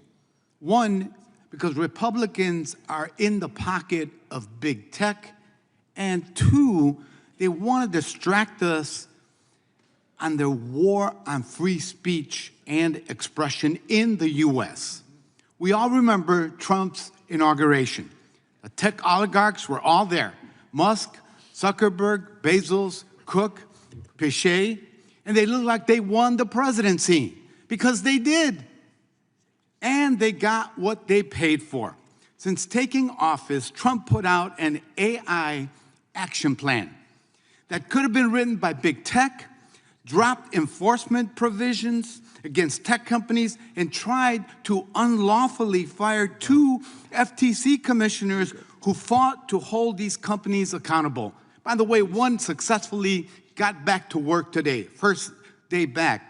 That's Rebecca Slaughter. Trump and his loyalists in Congress are also serving their corporate overlords by attacking the countries that actually try to rein in big tech. That's not innovation, that's corruption and oligarchy.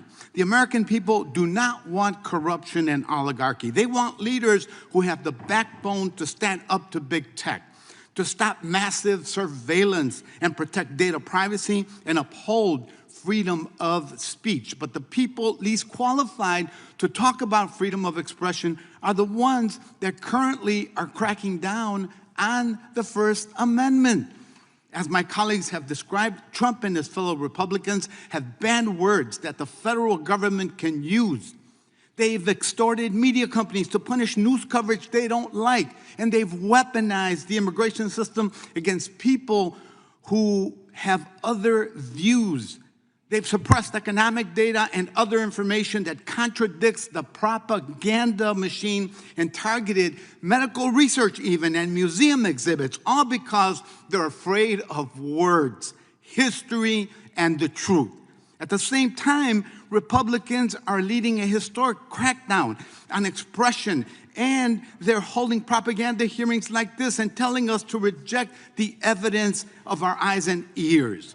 Mr. Kaye, thank you for being here today. As I mentioned, this administration is using the immigration system to suppress speech, as we've seen Mahmoud Khalil, Mohsen Madawi, Mario Guevara, and many others being targeted and detained because of their speech, and in Guevara's case, his reporting.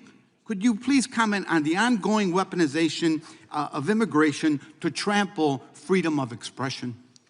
Yes, each of those examples are accurate. And I think that as we've heard so many different examples of crackdowns or alleged crackdowns on different kinds of speech in the UK or in Europe or in the United States, we just have to be honest that there are crackdowns happening in the United States. It's not it's entirely accurate to say these kinds of content-based restrictions and punishments in the US are very serious interferences with freedom of expression, and it would just be important to acknowledge that as we're talking about other kinds of restrictions as well.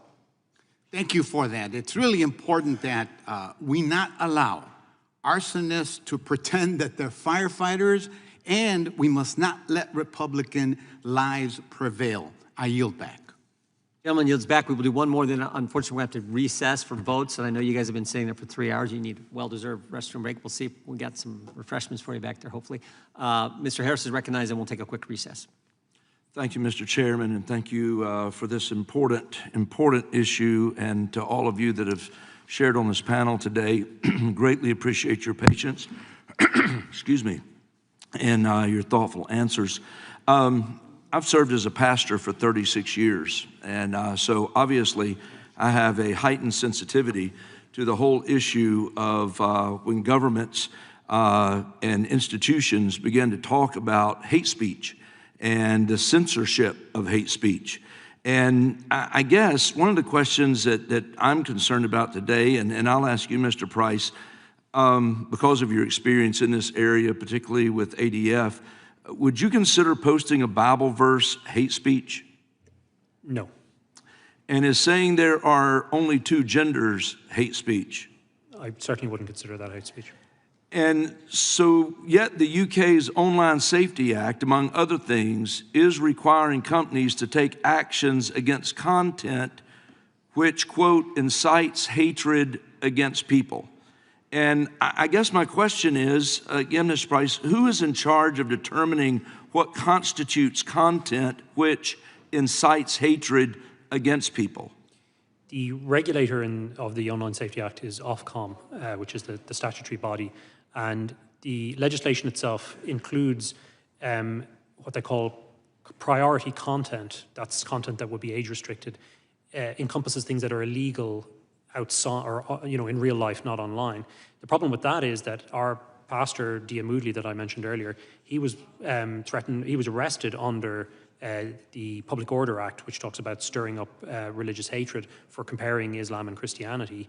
And so on the basis that the Online Safety Act restricts something that's deemed to be a crime outside, that kind of content would be restricted. And I think that's extraordinary overreach. And is hate speech, quote, objective? Well, this is where I might just pick up on something Professor Kane said earlier in relation to hate speech.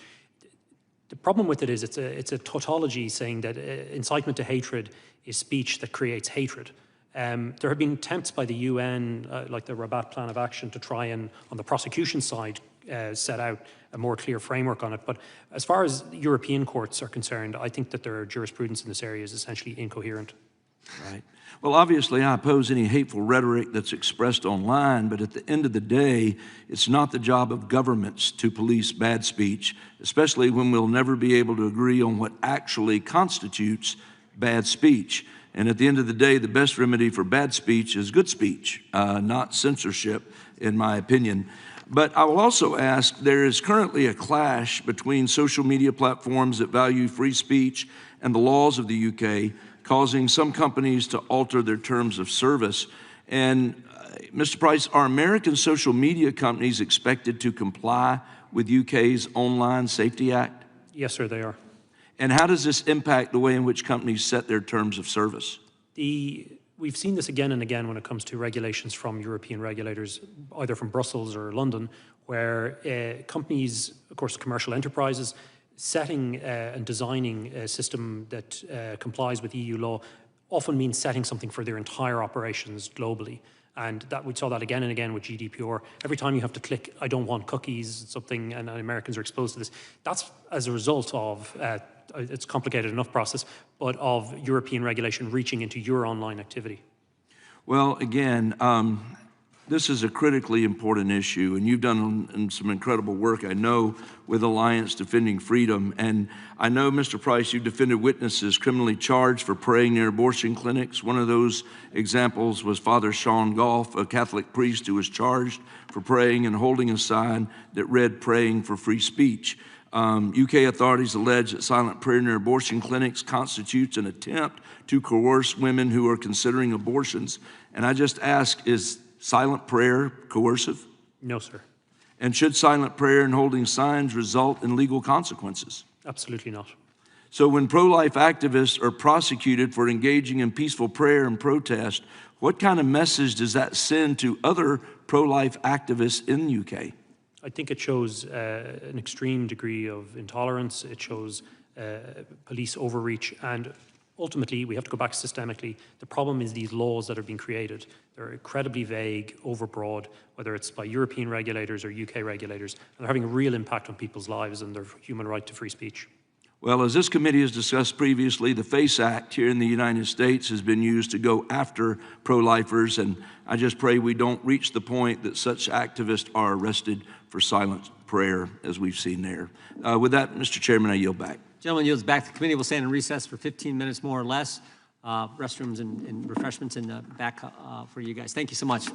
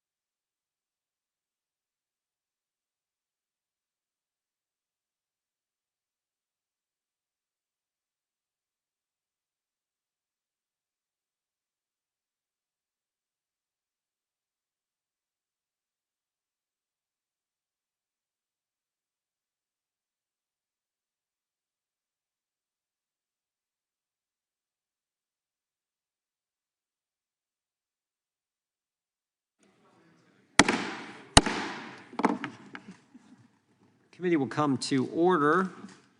We have a few more. Again, I want to thank our witnesses. You've been very patient, very good. We appreciate you being here. We're going to start with the gentleman from Wisconsin, then we'll go to the gentleman from North Carolina, unless a member of the minority party shows up, then we'll go with them, and we'll finish up from there. So the gentleman from Wisconsin is recognized for 5 minutes. It's my opinion. First of all, I had a few comments I wanted to have for Mr. Farage, do we call it, before he left. And I have always known there's certain things you think about the English. I know we can't stereotype today, but when you think of the English, you think of irreverence, you think of accepting of eccentricities, right? You think of their dry sense of humor.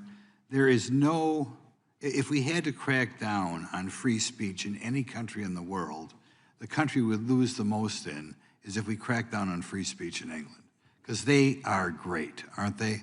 So there's just a general comment. Now, Mr. Price, there are a variety of things we're trying to get at in this hearing, and some of it is financial and how regulations can hurt companies. But I think the most important thing is to wake up the world in what's going on in Britain, okay, and other countries in Europe. I don't think the average American is aware of that. And it's important they be aware of it because I think in general, stupid idiot ideas begin in Europe, and then they go to California and New York, and then they seep their way across the United States.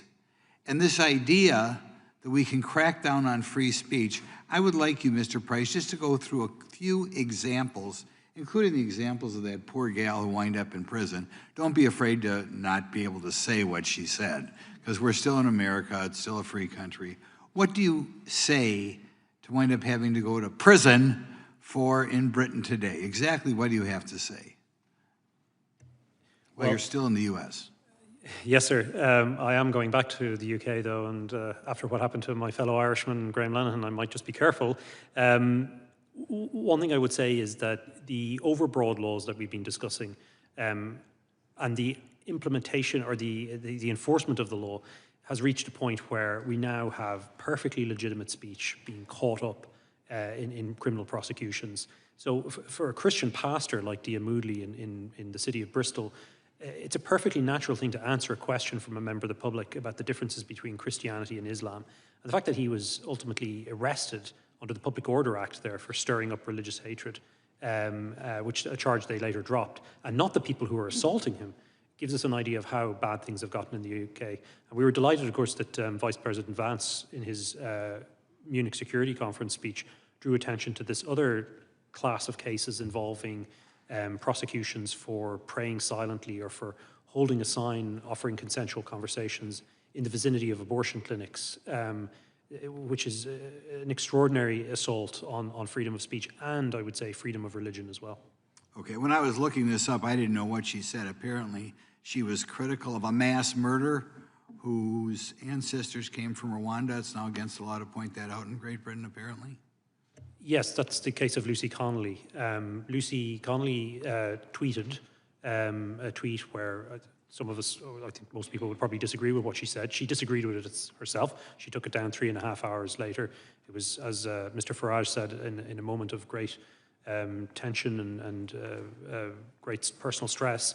And for that, she received a 32-month sentence. And she has been released since, but she was prevented from attending this hearing, which I think is a real shame. Last week in the United States, we had a horrible murder, and I think it was a Catholic school in Minnesota. The murderer happened to be a transgender. Would that be illegal to point out in England? If you were, you could very readily see that it could be regarded strong criticism He was a of very that community. bitter, angry person. Yes. Could we point out that, you know, maybe that had something to do with transgender? Could people have that opinion in Britain? If I were advising people, and this is the chilling effect in action, I would say think very carefully before posting criticism of what happened, that tragedy in the school in England, because you could be accused very easily of stirring up hatred against a group of people. Stirring up hatred. I mean, that's just preposterous. What is hatred? Well, I don't even know what hatred is. This is an ongoing discussion among lawyers in relation to is there any, just so you know, in your understanding, Mr. Reed, is there any Doesn't free speech means I can say things that maybe imply I hate somebody? Can I hate somebody? Is that against the law? No. Really, I think that's a question that Mr. Price is probably better to handle. Controversial. Maybe I can't. Well, thank God I'm the type of person who's never hated anybody in my life. But if I was a different sort of person, would it be against the law to say I hate somebody? Well, the difficulty with it is that we've seen again and again legitimate Christian beliefs being described as hatred when it comes to the definition of marriage, when it comes to sexual relations. Would it be the easiest thing is to enforce the First Amendment and say we can say whatever we want to say? Go back to Old English? What I would say is you're well blessed in this country to have the extraordinary protections of the First Amendment, and I really do wish we had something similar in Europe. Well, next time you get back to Europe, straighten them out, kick them in the butt. Okay, thanks. Yes, sir. Gentleman yields back. Gentlelady from Texas, who joined us for part of our visit to the to Europe. We appreciate that. Recognized for 5 minutes. Yes, I hate that I didn't get to reminisce with our good friend, Mr. Farage. But nevertheless, you know, it's interesting that we're sitting here and we're talking about the so-called threats to the First Amendment when the biggest threat to free speech right now is the old guy that is sitting over in the Oval. Now, Mr. Farage and I met over a month ago, and he has made it a brand of being this free speech warrior. And one of the things that I wanted to recap was the fact that he literally tried to shut down my ranking member as he was engaging in his own free speech. It seems like it's more so free speech for me, but not for thee, a lot of times with certain people. And it's sad that he had to run and have lunch with Trump or to go raise some money for his 4-member party. So, Mr. Price, you get to be the lucky one to help me figure out what exactly free speech advocates believe. It's good to see you again. You tell me whether these government actions support free speech or suppress it. Let's call it free speech or federal suppression. Fining or defunding news outlets or companies because they don't share a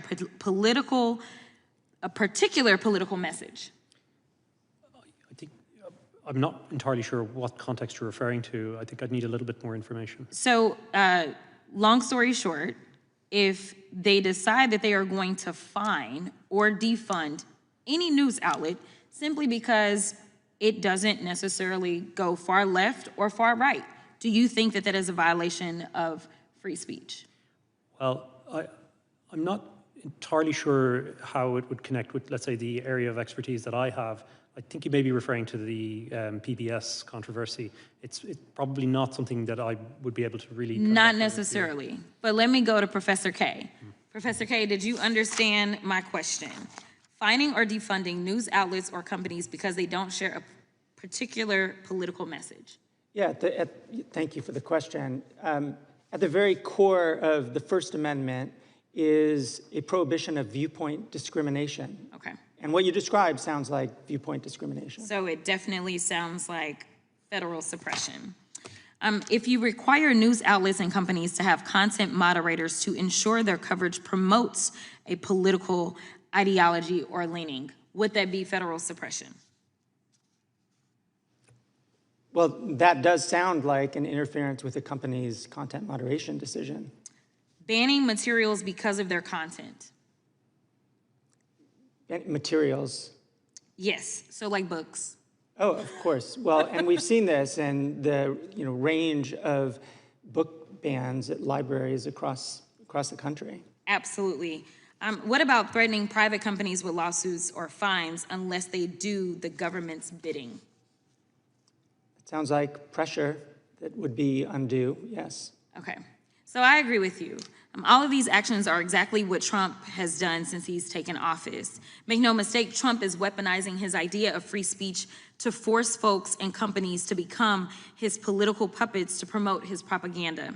Trump and Republicans defunded NPR because they argued it was biased. Trump has removed books discussing racial discrimination at US military academies, including the amazing Maya Angelou's Autobiography, I know why the caged bird sings. He's tried to strip funding to schools across the country if they don't remove materials that include discussions of racial discrimination or that promote diversity. And in order for the merger between Paramount and Skydance to happen, the FCC chairman and Republican-appointed commissioners required Skydance to establish a bias monitor. And in its FCC order noted reports, quote, concerning negative media coverage of the Trump administration. This is to say nothing of Trump pushing television networks to get rid of comedians and talk show hosts who criticize his administration, say like Mr. Colbert.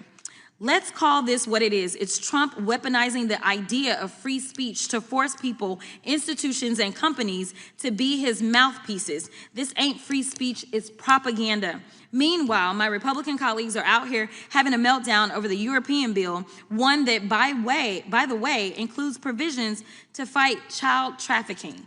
You know, it's frustrating because we talk about being fiscally responsible and we talk about free speech.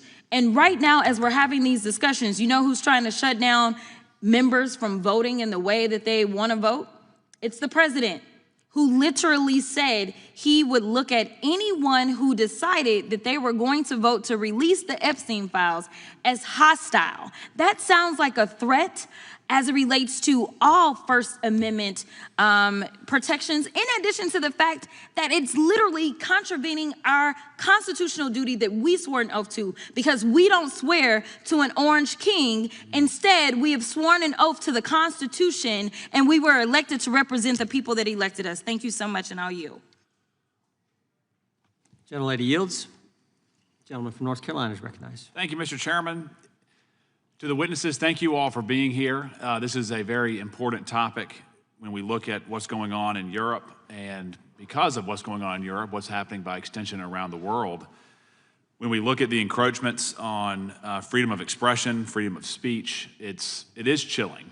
And it's remarkable that the countries that gave birth to the Western civilization that we all enjoy are really becoming totalitarian. And even points of expression that are organic to the United States or statements made while in the United States can result in being arrested once you return to Europe. If this was noted 15 to 20 years ago, people would not believe it. And listening to the witnesses here who are on the ground, who are dealing with these totalitarian measures in Europe, it's worth noting to anyone who listens that they are thanking the President of the United States. They are begging the President, they're begging the Vice President and the Secretary of State to continue doing what they're doing, fighting this repression that's going on in Europe. And we've heard testimony that economic liberty is diminishing, freedom of opinion is diminishing, freedom of expression is gone, increased scrutiny of online comments, Twitter, Facebook, or X, it's gone. All under the mantra of safety. And Mr. Price, I want to talk to you first. You said that these points of legislation are really aimed at, quote, protecting youth. How exactly are the proponents of these restrictive measures, how are they making the argument that they're protecting youth? Yes, that's the argument they make, sir. Essentially, particularly if we look at the Online Safety Act, the premise is that safety requires various kind of restrictions, such as age verification. And what that does in effect is that it means that minors aren't allowed to access certain content. But there's two types of content. One is what they call primary priority content, which is the worst kind of things that we would all agree is wrongful. But then there's also priority or primary content, which would include things that I think are otherwise lawful that people should be allowed to access, particularly in the United Kingdom, where the proposal now is to give, I think it's been passed, or it's in the process, 16-year-olds the vote, who would then be prevented from seeing certain content under the Online Safety Act. And in terms of some of the examples you've mentioned that give me concern, it doesn't seem as though there's too much restriction for modern gender theory, transgenderism, aimed at children, or graphic or explicit material aimed at children. But there are restrictions on pointing out verses of Scripture or biblical truths that people adhere to. You can't discuss that online. How does that factor into the protection of the child?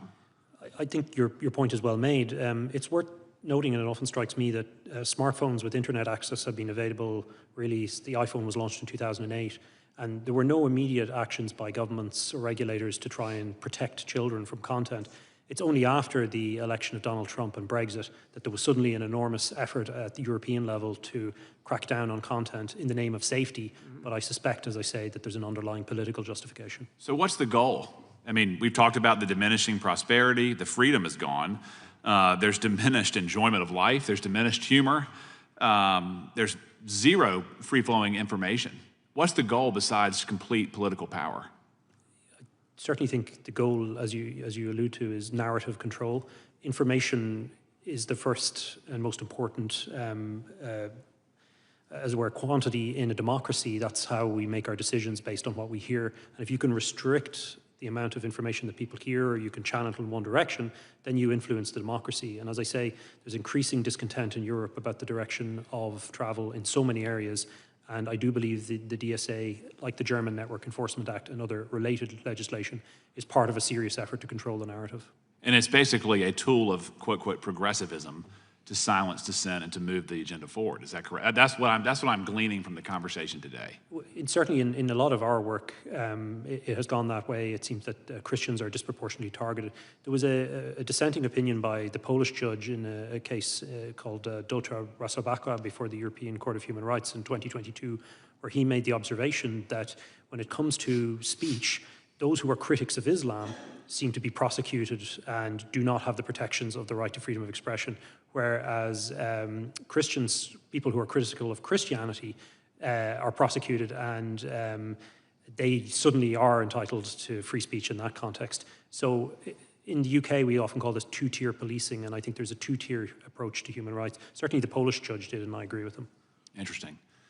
Mr. Kay, just briefly, in regards to the points that you've made, I appreciate what you've said, I appreciate your perspectives.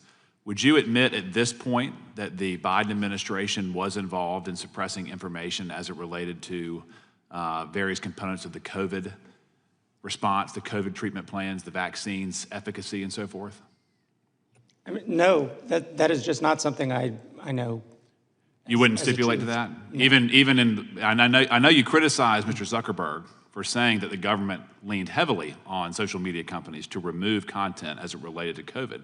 So you do not think that the government was engaged in suppressing information in any way?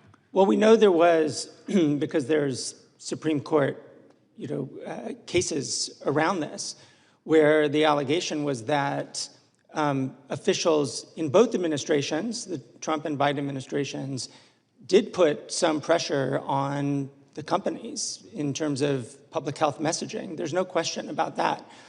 I think the court found that that didn't constitute unlawful pressure or coercion, but clearly those kinds of messages were part of the period of 2020, 2021. Do you affirm that action by regulating content or no? Do you affirm the motivations or the actions of the Biden administration to suppress the COVID discussions? No, I think there needs to be clear back and forth and information sharing between government and the largest platforms that shape the information environment. Of course, you don't want coercion, but I think you have to find the balance where that kind of back and forth can exist. Well, I'm sure you're aware that they say they were coerced by the Biden administration. I think it appears to be a partisan interpretation when you say that it was reasonable what Biden did with Facebook, with X, and so forth. Well, I mean, we could go back and forth, but my view is that wasn't coercion, actually. If you could type on Facebook, "These vaccines do not work," would that have been allowed? I think, no, it would be stripped. I think it would depend on when we're talking about. Under Biden, it would have been stripped. Yeah. I'm sorry, our time's up, but. Yeah. Anyway. Mr. Chairman, may I have just one very brief point? Of course. Yeah, thank you. I just want to make one point about hate speech, because there's been a lot of discussion about hate speech here.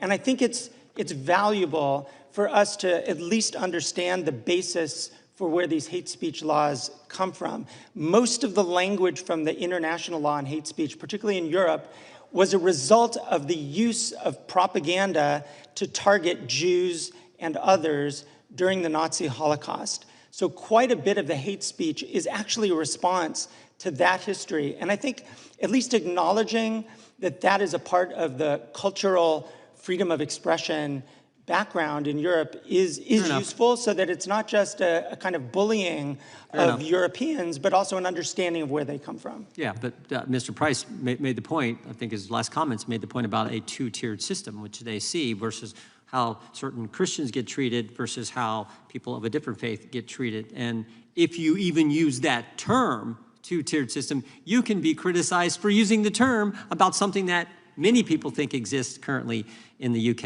and in the EU. So there's been lots of comments there. I'll give the chairman, the ranking member some time, and I got maybe one last question, one last point I would like to make. Oh, thanks. This is just for a UC request, Mr. Chairman, because you had mentioned the outreach that you'd gotten from Mark Zuckerberg, and this is an article about that Meta to pay $25 million to settle 2021 Trump lawsuit. The sentence that stuck out to me was, the president signaled that the litigation had to be resolved before Zuckerberg could be, quote, brought into the tent. One of the people said so. Just want to introduce that. Without objection? And one of the things is just the Supreme Court decision, Murthy versus the Missouri, disproving the government's censorship claims. Okay, without objection. I would just make one maybe final point, because it's been brought up several times, I believe. Well, I'll ask all of you. Mr. Kay, has President Trump banned any books in the country? Are you aware of any? I don't know about him specifically, but I do know that, for example, Price, you know President Trump's banned any books? From defense libraries, books on Martin Luther King have actually been removed. Has President Trump banned any books? I mean, my understanding of the way it works is you got a local library board, you got a local school board, and they may say certain books aren't appropriate for kids, which is frankly the argument they use in the EU on the Digital Services Act and the UK on the Online Safety Act.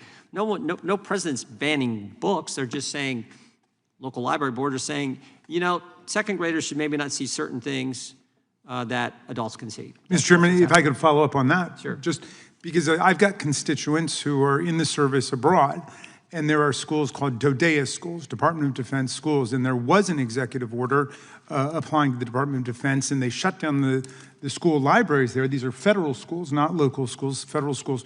And they stripped all kinds of books from there, and there have been protests throughout Europe by American families over there saying that they don't want, 1984 and Handmaid's Tale to be stripped from the schools. I mentioned that actually in my opening statement. So.